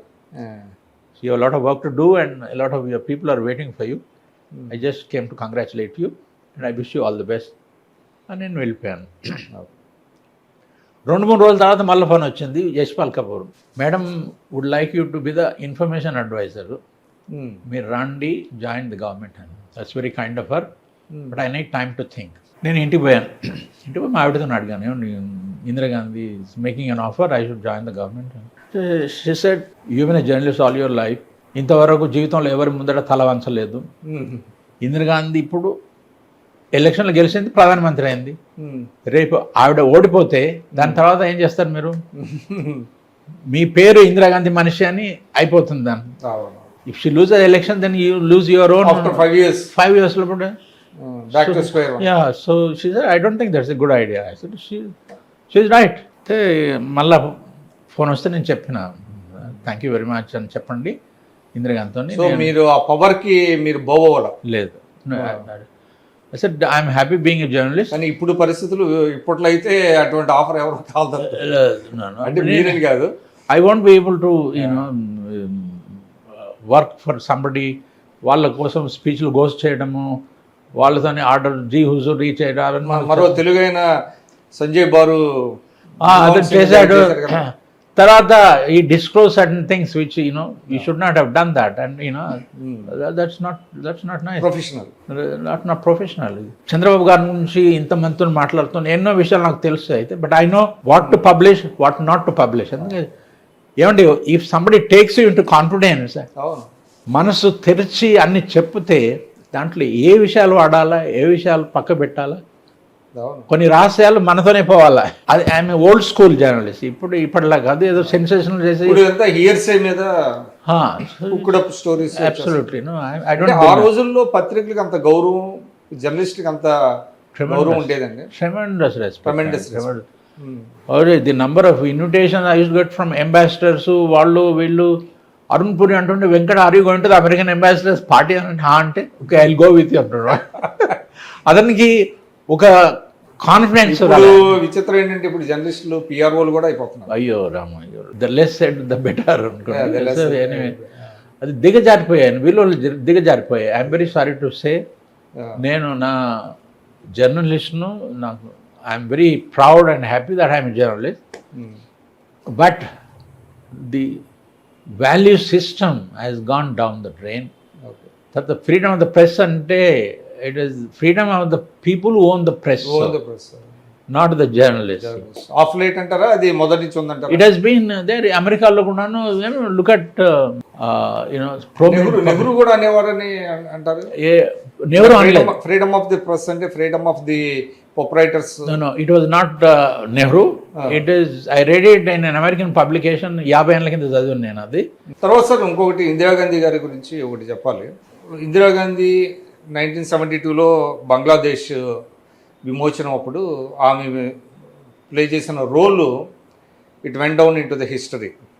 అప్పుడు ఆమెను ఒక దుర్గాదేవిగా వాజ్పేయి అన్నారు అనేది ఒకటి ఉంది, కానీ వాజ్పేయి ఖండించారు అనేది కూడా ఒకటి వస్తుంది. ఎంతవరకు దిస్ హ్యాపెండ్ ఇన్ 71 December అండి. Vajpayee made that statement in a special session of parliament in the Lok Sabha. It is there. I think if you Google for it, that statement is there. కానీ పుప్పుల్ జేకర్ రాసిన దాంట్లో మిస్కోట్ చేసింది నన్ను అని వాజ్పేయి గారు అన్నారు. No, I don't think so. I don't remember this. ఇప్పటికి కూడాను పార్లమెంటరీ ప్రొసీడింగ్స్ ఆర్ అవైలబుల్ కదా. Vajpayee's comments on Indira Gandhi after India's victory over Pakistan in Bangladesh అని అంటే అంత వస్తుంది అది. ఓకే. ఈ హాజ్ దుర్గా అని యూట్యూబ్ లేకుండా ఇప్పుడు కూడా కొన్ని చూస్తే వాజ్పేయిస్ కామెంట్స్ అని ఇందిరాగాంధీ అని మీరు యూట్యూబ్కి పోయి టైప్ చేయండి, బహుశా ఇది రావచ్చు. He definitely said that. There is no. Sir మీరు తెలుగువారు, కానీ మీ నేపథ్యం ఏంటి చెప్పండి. ఏమండి, మనం ఎక్కడ పుడతామో ఎవరికి పుడతామో మన చేతిలో ఉండదు అది. అవును. It so happen that I was born in a Telugu family in my birth place Kamalapuram, which was in Karimnagar district. ఇప్పుడు అది హనుమకొండలో ఉంది. If you are a journalist and if you are living in the national capital for 55 years and you are rubbing shoulders with the presidents and prime ministers not just of India but the whole world, you develop not a regional outlook, not even a national outlook. You look at yourself as a global citizen అన్నమాట. అంటే utopian అదే. So నేను ఏదైనా సమస్య గురించి ఆలోచిస్తే నేను తెలుగు వాళ్ళలాగా ఆలోచించను, భారతీయుని అనుకున్నాను ఆలోచించను, ఒక గ్లోబల్ సిటిజన్. International outlook. ఇప్పుడు ఉక్రెయిన్ ఉందనుకోండి, గాజా ఉందనుకోండి, ఈ బంగ్లాదేశ్ ఉందనుకోండి, ఎల్టీటీ ఉందనుకోండి, ఇవన్నింటి గురించి నేను ఒక తెలుగు పాయింట్ ఆఫ్ వ్యూ అట్లా చూడను, నేను ఇండియన్ పాయింట్ ఆఫ్ వ్యూ అట్లా కూడా చూడను, నేను ఒక ఇంటర్నేషనల్ అవుట్లుక్ అని. ఎందుకంటే ఢిల్లీ నీళ్ళు తాగి 50 ఏళ్ళ నుంచి అక్కడ బతుకుతున్నాను, అమెరికాలో కూడా ఉన్నాను, ఇంగ్లాండ్లో కూడా ఉన్నాను, 68 దేశాలు తిరిగి వచ్చాను. ఈ కారణాల వల్ల, ఇన్ని నదుల నీళ్ళు తాగడం వల్ల ఒక కాదనమాట. So you develop unconsciously, not consciously, you develop a global outlook అండి. It's not a conscious this thing. నేను ఏదైనా సమస్య వస్తే my instinctive reaction is not to look at it as a Telugu man from Kamalapuram or somebody educated in Hyderabad or somebody who belongs to Telangana. Atla kaadu nenu. God has been kind. I don't know whether it is good or bad, but I am proud to be a Telugu man. I am proud to be an Indian, but I am also proud to be a global citizen. That is the reason why you are writing a book on Chandrababu Naidu garu. అవునండి. ఏంటి, ఎందుకు కేసీఆర్ గారి మీద attempt ఏంది చేయాలి మీరు? కేసీఆర్ మీద I don't know him. తెలీదా మీకు? నాకు తెలీదు. I never met him. Once I met him. ఈ సెడ్ మనం మిమ్మల్ని ఒకసారి బిజినెస్ భోజనాన్ని పిలుస్తారని మనం కబుర్లు చెప్పుకుందాము అని. Then he went on doing all kinds of nonsense. I didn't like that at all. Anyway it's Chandrababu, I met him first. అంటే మీరు చంద్రబాబు గారి గురించి వచ్చే ముందు ఎన్టీ రామారావు గారి మీద మీరు ఫస్ట్ బయోగ్రఫీ రాశారు ఇంగ్లీష్లో. అవును. సో అప్పుడు మీరు హైదరాబాద్లో ఉండేవాళ్ళ? లేదు, అప్పుడు ఢిల్లీలో ఉండండి. కానీ ఇందిరాగాంధీ భవనం వెంకట్రామ్ తీసేసి కోట్ల విజయభాస్కర్ రెడ్డిని ముఖ్యమంత్రి ఎప్పుడు చేసిందో అప్పుడు నేను కాంగ్రెస్ 82లో ఇంత మెజారిటీ ఉన్నా కూడా ఇందిరాగాంధీ గారు 4 సార్లు ముఖ్యమంత్రిని ఎందుకు మార్చేసింది? So what is going on, Congress పార్టీలో ఏమవుతుంది, let me go and see అని నేను వచ్చానమాట.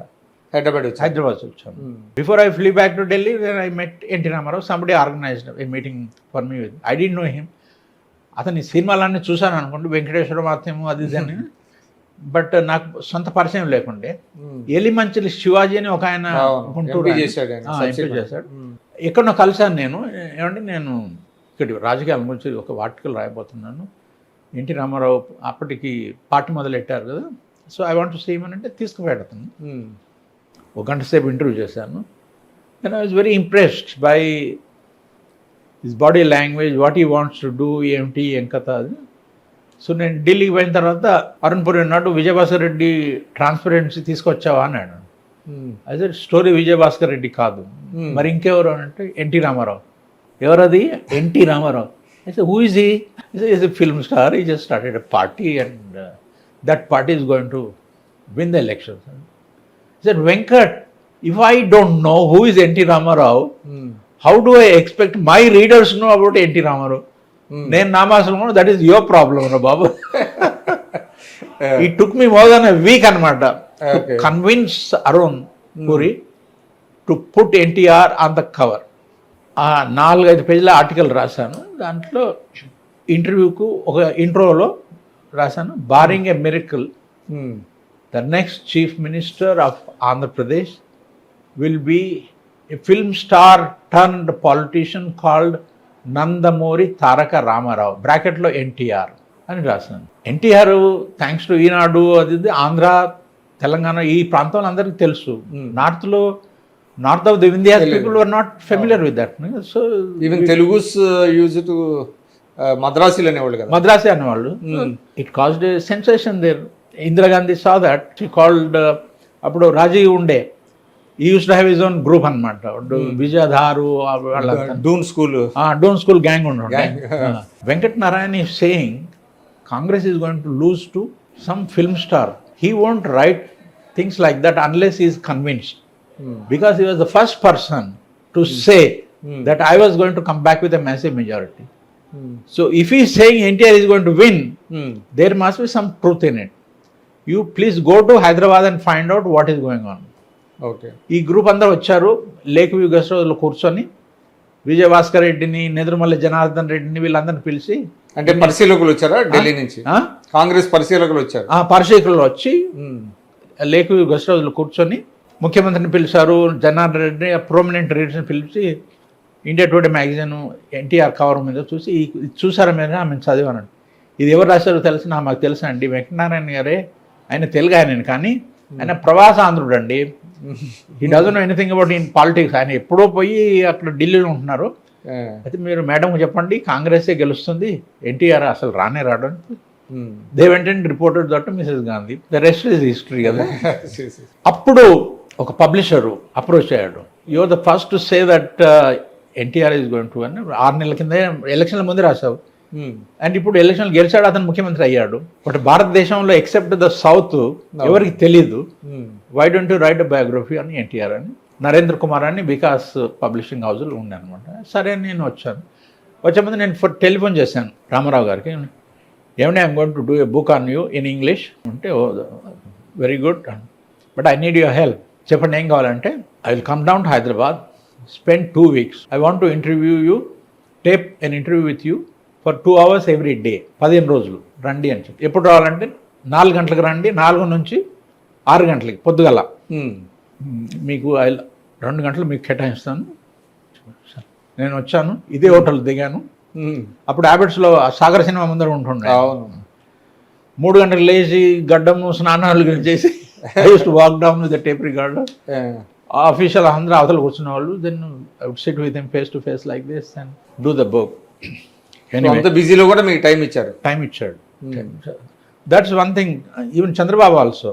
అండ్ 4th of July ఇది కంప్లీట్ చేయండి. అప్పుడు ఎంత టైం పట్టింది మీకు ఆ బుక్ కంప్లీట్ చేయడానికి? నేను 2 వారాలు ఎన్టీఆర్ మాట్లాడుతున్నాను. తర్వాత ఒకరోజు నేను చెప్పాను, మీరు ఫిల్మ్ ఇండస్ట్రీ నుంచి వచ్చారు, మీరు క్యాబినెట్ మీటింగ్స్ ఎట్లా చేస్తారో నేను చూడాలంటే ఆ రండి అని. ఈ invited me to SIT in one of his cabinet meetings in old secretariat. Then I went to Vijayawada, then I went to Madras and met Anjali, Savitri, Bhanumati. Savitri లేదు. So extensive work చేశారు. Extensive work చేశాను, massive work. Then research తర్వాత it took me about 3-4 months to write the manuscript. Then it was ready for release. Mahanadu విజయవాడలో అయింది 1983. ఎంజీఆర్ చేతన release చేశారన్నమాట. అప్పుడు conclave జరిగింది, పెద్ద conclave. All the opposition leaders, Farooq Abdullah, Jagjivan Ram అందరూ వచ్చారు అక్కడ. మేనకా గాంధీ. సో ఆ డయాస్ మీద ఓపెన్ చేశారా? Book was release. yes, book was released. I had to climb dais. పెద్ద కట్ట. అప్పుడు ఇంగ్లీష్లో ఎన్టీఆర్ మీద వచ్చింది అది ఒకటే అనుకుంటా బహుశా నేషనల్ లెవెల్లో. అప్పుడు yes, that was the first book. The 2 gentlemen who worked with over in the IAS who worked with him, Lakshminarayana గారు అండ్ ఇంకా సమాధార్ ఈ మధ్య దే పబ్లిష్డ్ వాల్యూమ్. తర్వాత కొందబట్ల రామచంద్రమూర్తి గారు ఒక పుస్తకం రాశారు. ఇవన్నీ రీసెంట్. ఇప్పుడు మీరు చంద్రబాబు నాయుడు గారి మీద రాస్తున్నాను. ఏంటి, what prompted you to right that book? Chandrababu, నేను ఎన్టీ రామారావు పుస్తకం రాసేటప్పుడు whenever he would call me for all his Mahanadu మీటింగ్స్కు. తర్వాత అతను పోయి, నేను హైదరాబాద్ వచ్చినప్పుడల్లా పోయి హ్యాబిట్స్లో కలిసేవాడిని. జనరల్ సెక్రటరీగా ఉన్నప్పుడు, అప్పుడు జనరల్ సెక్రటరీగా ఉండే. But I use to know NTR. ఎన్టీఆర్తో కూర్చొని ఇట్లా మాట్లాడుతున్నప్పుడు ఈయన వచ్చేవారు అనమాట. మా అల్లుడు ఆయన పరిచయం చేశారు. సో అప్పటి నుంచి from 82 onwards I have known Chandrababu అనమాట. What has happened in the last election is very interesting. ఈయన కూటమి, ఎన్డీఏ కూటమిలో పవన్ కళ్యాణ్, టీడీపీ, బీజేపీ, ఈ నేషనల్ డెమోక్రటిక్ అలయన్స్ కలిసి పోటీ చేసి 93% ఆఫ్ స్ట్రైక్ రేట్ వెళ్ళేది టీడీపీ వాళ్ళది. పవన్ కళ్యాణ్ 10%. తర్వాత పవన్ కళ్యాణ్ ఇతను కలసడము రాజమండ్రి జైల్లో. తర్వాత బీజేపీతో కన్విన్స్ చేయడము, చంద్రబాబుతో మీరు చేస్తే అవకాశాలు బాగుంటాయని. వాళ్ళు జగన్తో కలవాలా ఇతనితో కలవాలని పెద్ద ధర్మ సందేహంలో ఉండేంటారు కదా. So but I think Pawan played a very crucial role in persuading BJP to come. తర్వాత that was a fantastic game changer అనమాట. సో దేశంలో సౌత్ ఇండియన్ పాలిటిషియన్ గురించి కానీ, సౌత్ ఇండియన్ పాలిటిక్స్ గురించి కానీ there are not very many books అండి. North of the Vindhyas, people are not very familiar with what is going on, who are the important people down the south. Down south. Chandrababu, whether you like him or not, he played a very crucial role in converting Hyderabad into a global hub for IT, a Cyberabad creation, a Brahmanand airport to Genome Valley. I think it is on a global map now. 2014లో election తర్వాత swearing అయినప్పుడు మంగళగిరిలో charter ప్లేన్లో ఢిల్లీ నుంచి రాజకీయ నాయకులు అద్వానీ వాళ్ళు నేను కూడా పోయాను అనమాట.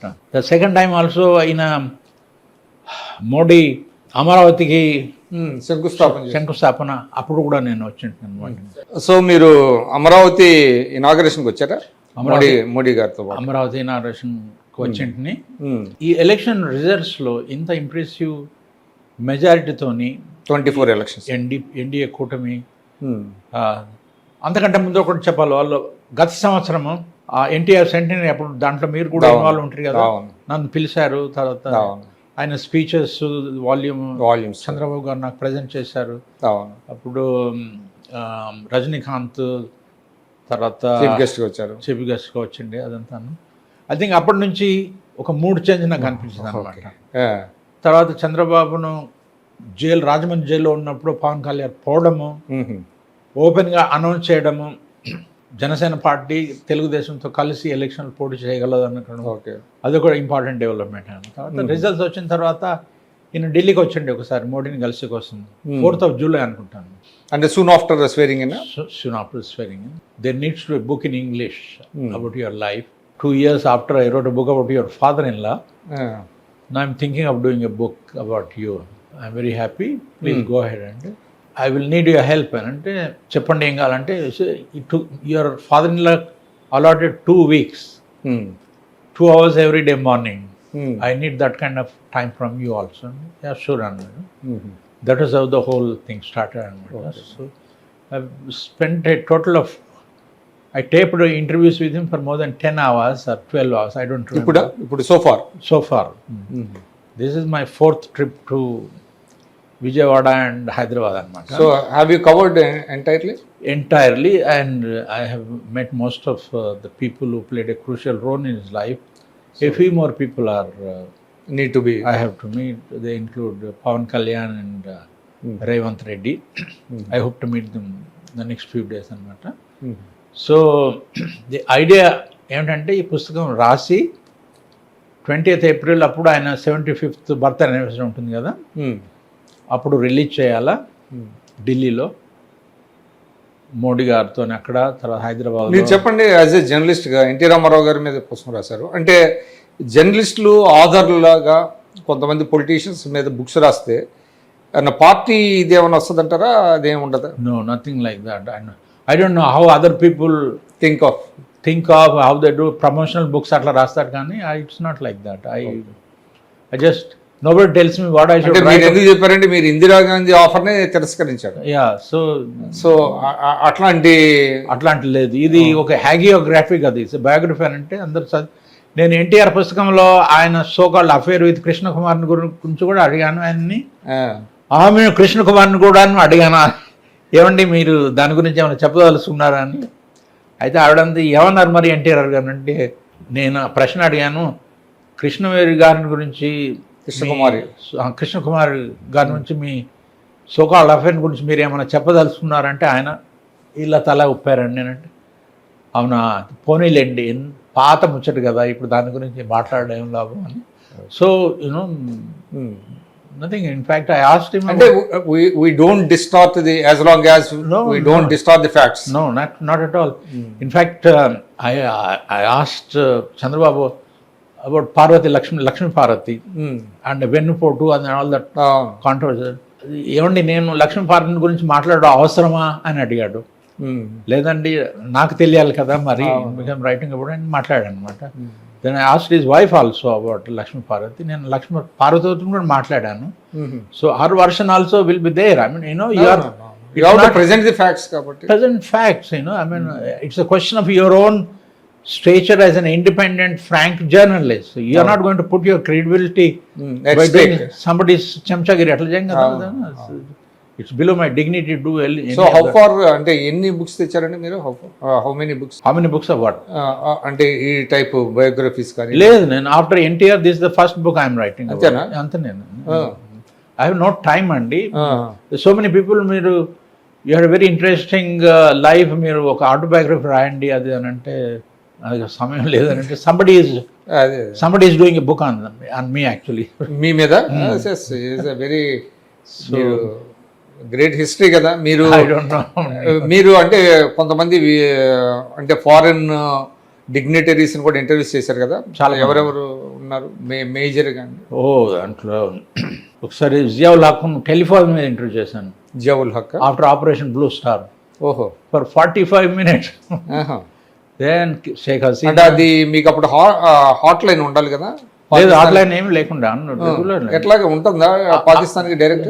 లేదు, అప్పుడు ఆపరేషన్ బ్లూ స్టార్ అయిన తర్వాత అప్పుడు అందరూ అంటే సిక్స్ని పాకిస్తాన్ ఇన్సైట్ చేసింది అవును, fight against the government of India ఖలిస్తాన్కి.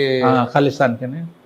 ఆ సందర్భంలో నేను through high commission high commission ద్వారా ఐ పర్సుయేటెడ్ హిమ్ అనమాట. So he came on the line and spoke to me for 45 minutes. So that is unprecedented. I mean, normally high commissioner అన్నాడు he was a Cambridge educated man.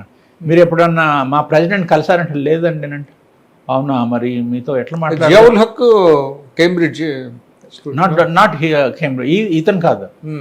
I'm talking about the high commissioner of Pakistan. Zia never went to Cambridge. He was known to a lot of Indians. I think he has an Indian connection, Ziaul Haq. Anyway, such a Sialkot అనుకుంటా. Sialkot is in Pakistan now. I don't remember. But ఇంకొకడు he was an old Delhi boy, the fellow who Kargil చేశాడే, Musharraf. General Musharraf was there. Musharraf is from Lucknow కదా? లక్నో నుంచి. లేదు Daryaganj. He was bald in old Delhi. Okay. Ziaul Haq classmates, so some journalists were there, Hindus Katyal అని. I think they studied in Lahore, I think. Okay. Anyway, 50 ఏళ్ళ కింద ముచ్చలేదు, ఇప్పుడు అంత detail జ్ఞాపకం లేదులేండి. సో దెన్ శ్రీలంకలో జయవర్ధన, ప్రేమదాస, మహింద రాజ, చంద్రికా కుమారతుంగ, చంద్రికా కుమారతుంగ వాళ్ళ అమ్మను కూడా కలిసాను. బండార్ నాయక్, సిరిమావ బండార్ నాయక్, షేక్ హసీనా, తర్వాత జనరల్ జియావుర్ రెహమాన్,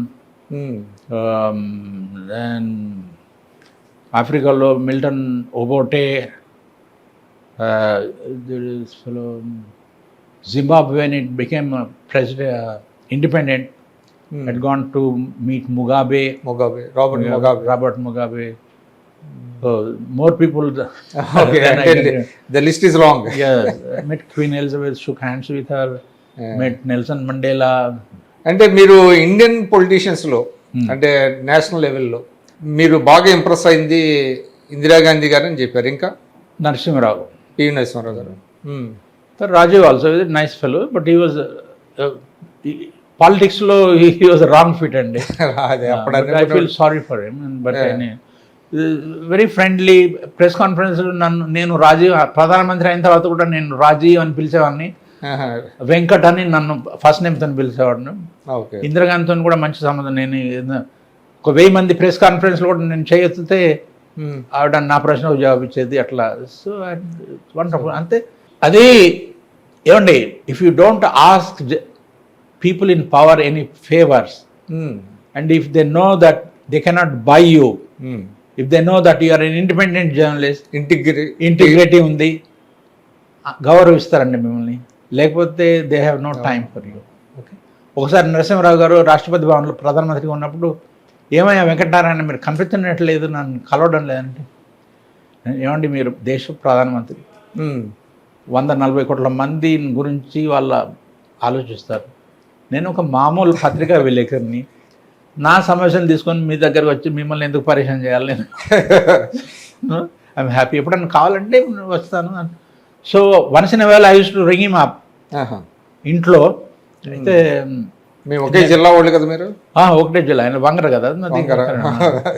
సో నేను వాళ్ళ ఇంటికి ఫోన్ చేసి, నా పేరు వెంకటనారాయణ, నేను ప్రధానమంత్రి గారితో మాట్లాడాలంటే, he would come on the line. Even when he was the prime minister, he would come on the line. And so a few months after he became the prime minister, phone చేసి ఒకరోజు, ఏమండి ఎలా నడుస్తుంది దేశము, ఎట్లా చేస్తున్నానంటే, నువ్వే చెప్పాలన్నాయా, that kind of this. తర్వాత ఆయన మంచి సునిశ్చితమైన హాస్యం కూడా ఉంటుంది. ఒకసారి ప్రజా దర్బార్లు చేస్తుండేది, మార్నింగ్ ఆడియన్స్ జనాలు చూడము.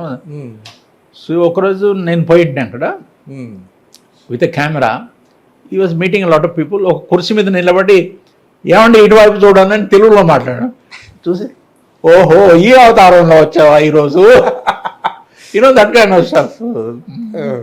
అతను విదేశాంగ మంత్రి మొదటిసారి నేను మెదక్లో కలిసాను ఆయన్ని. ఆవిడ నామినేషన్ ఫైలింగ్ వచ్చినప్పుడు he was one of the politicians. ఆయన ట్రాన్స్లేటర్గా ఉండేవాడు కదా, అనువాదం చేస్తున్నాయి ఆ స్పీచెస్. అది అక్కడ కలిసాను మొదటిసారి. Then I kept contact with him. తర్వాత ఒకసారి ఇందిరాగాంధీ చచ్చిపోయిన తర్వాత రాజీవ్ గాంధీ ప్రధానమంత్రి అయినప్పుడు ఈ వాజ్ ద ఫారిన్ మినిస్టర్ కదా. సో వెన్ ఇందిరాగాంధీ వాజ్ అలాగే నేను ఒకసారి పోయి కలిశాను. ఏమండి మీరు విదేశాంగ మంత్రి యారు ఏమిటి ఈ కథ ఏమిటి చెప్పానంటే, ఎన్నికలలో గెలిచిన తర్వాత ఒకరోజు ఆవిడ నన్ను పిలిచారు, చెప్పారు I want you to the foreign minister.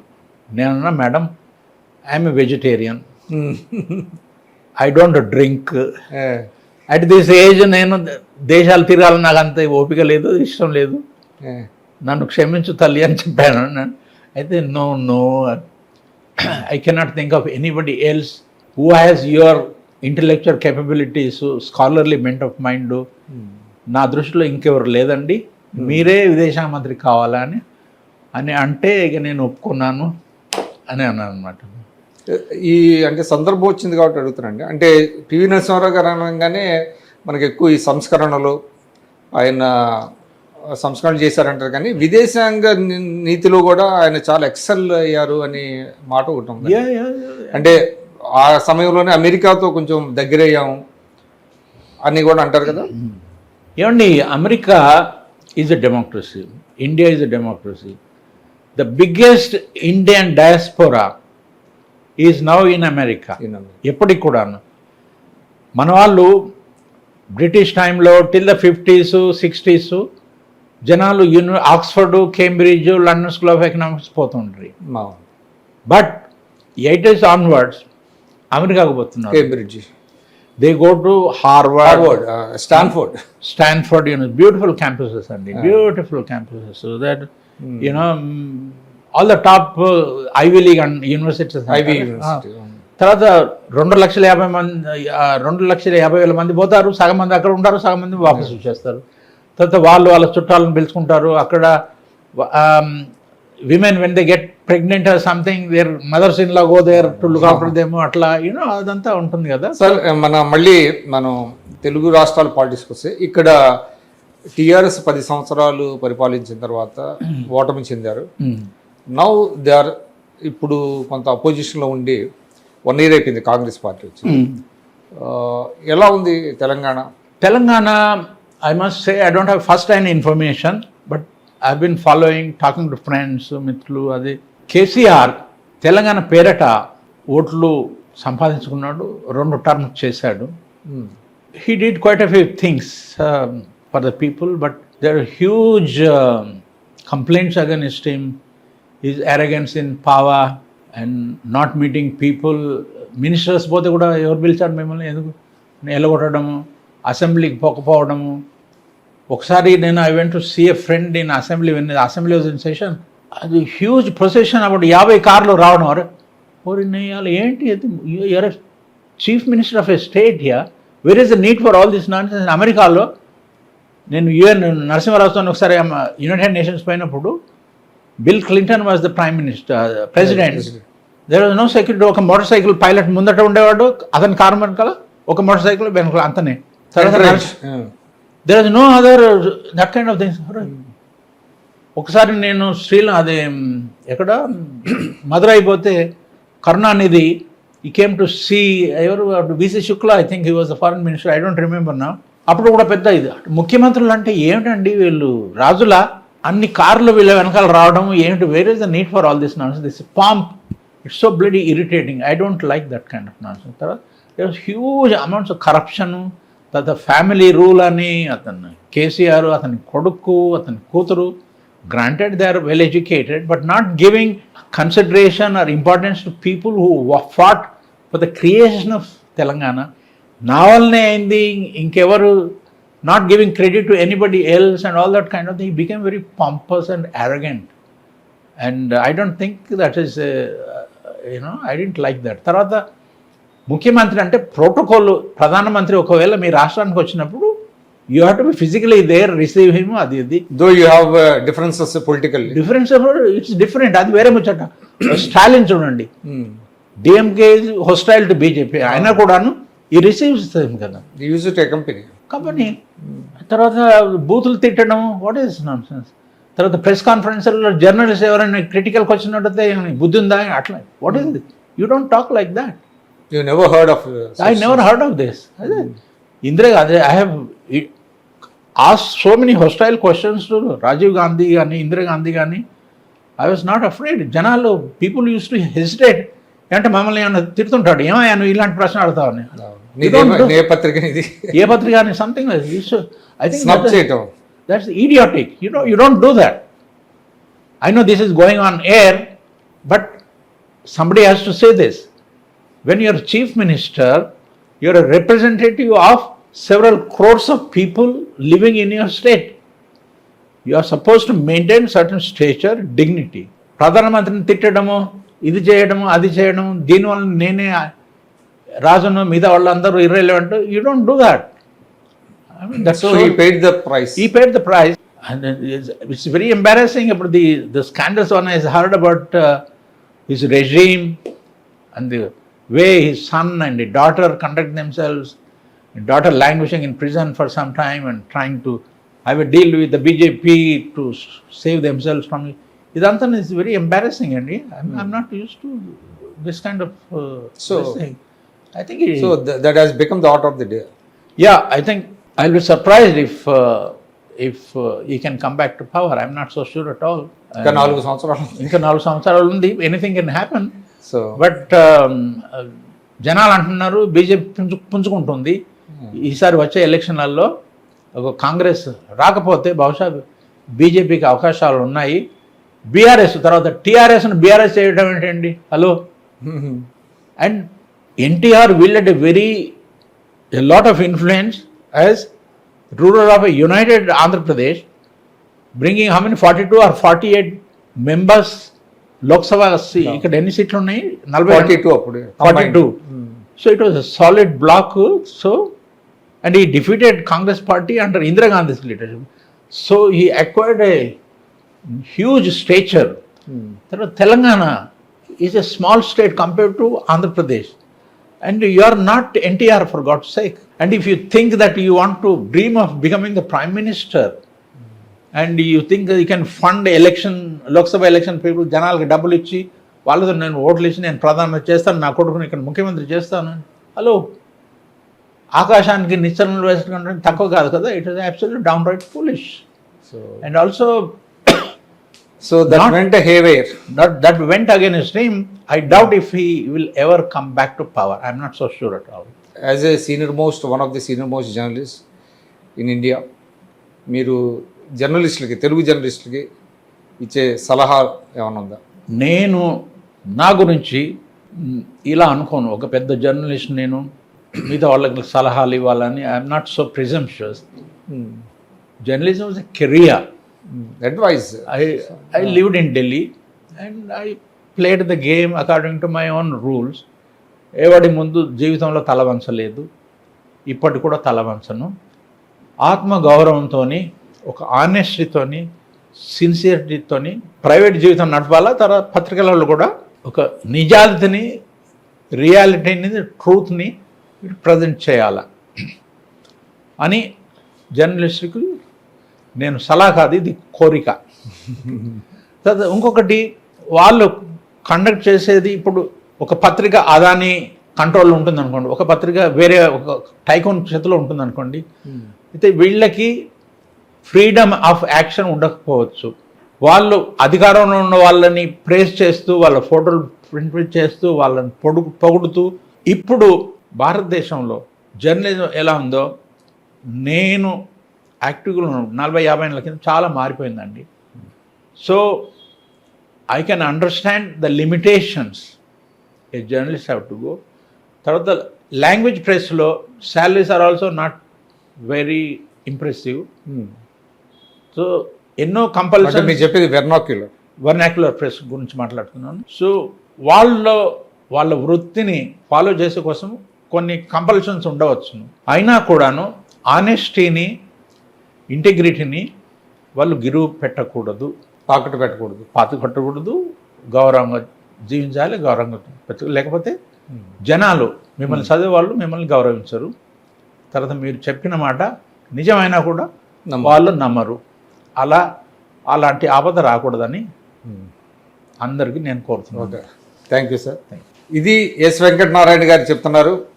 Journalist అనేవాళ్ళు నిర్భీతిగా, నిర్భయంగా, నిజాయితీగా, విలువలకు ఎక్కడా రాజీ పడకుండా పనిచేయాలంటున్నారు.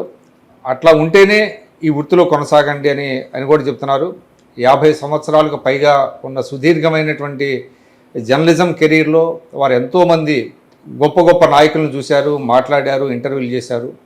ఈరోజు మనకి ఇంటర్వ్యూ ఇవ్వటం ఎస్ వెంకటనారాయణ గారు ఒక రకంగా మన it is we are very fortunate. ఇది ఒక వింటేజ్, నేను ముందే చెప్పాను, ఇది ఒక వింటేజ్ ఇంటర్వ్యూ. దీని నుంచి చాలామంది చాలా విషయాలు తెలుసుకునేటువంటి అవకాశం ఉంది. ఇది ఆర్డినరీ ఇంటర్వ్యూ కాదు. దీన్ని ప్రతి ఒక్కరు చూస్తారని, లైక్ చేస్తారని నమ్ముతున్నాను. నమస్కారం. సుమన్ టీవీ తర్వాత మీరు నా అభిప్రాయాలను తెలుగు ప్రజానీకానికి తెలియజేసే కోసము ఈ అవకాశం ఇచ్చినందుకు మీకు ధన్యవాదాలు. సుమన్ టీవీ పాఠకులకి, లిసనర్స్కి నా best wishes. Thank you. Suman టీవీలో మీ పర్సనల్ అండ్ బిజినెస్ ప్రమోషన్స్ కోసం కింది నెంబర్కి కాంటాక్ట్ చేయండి.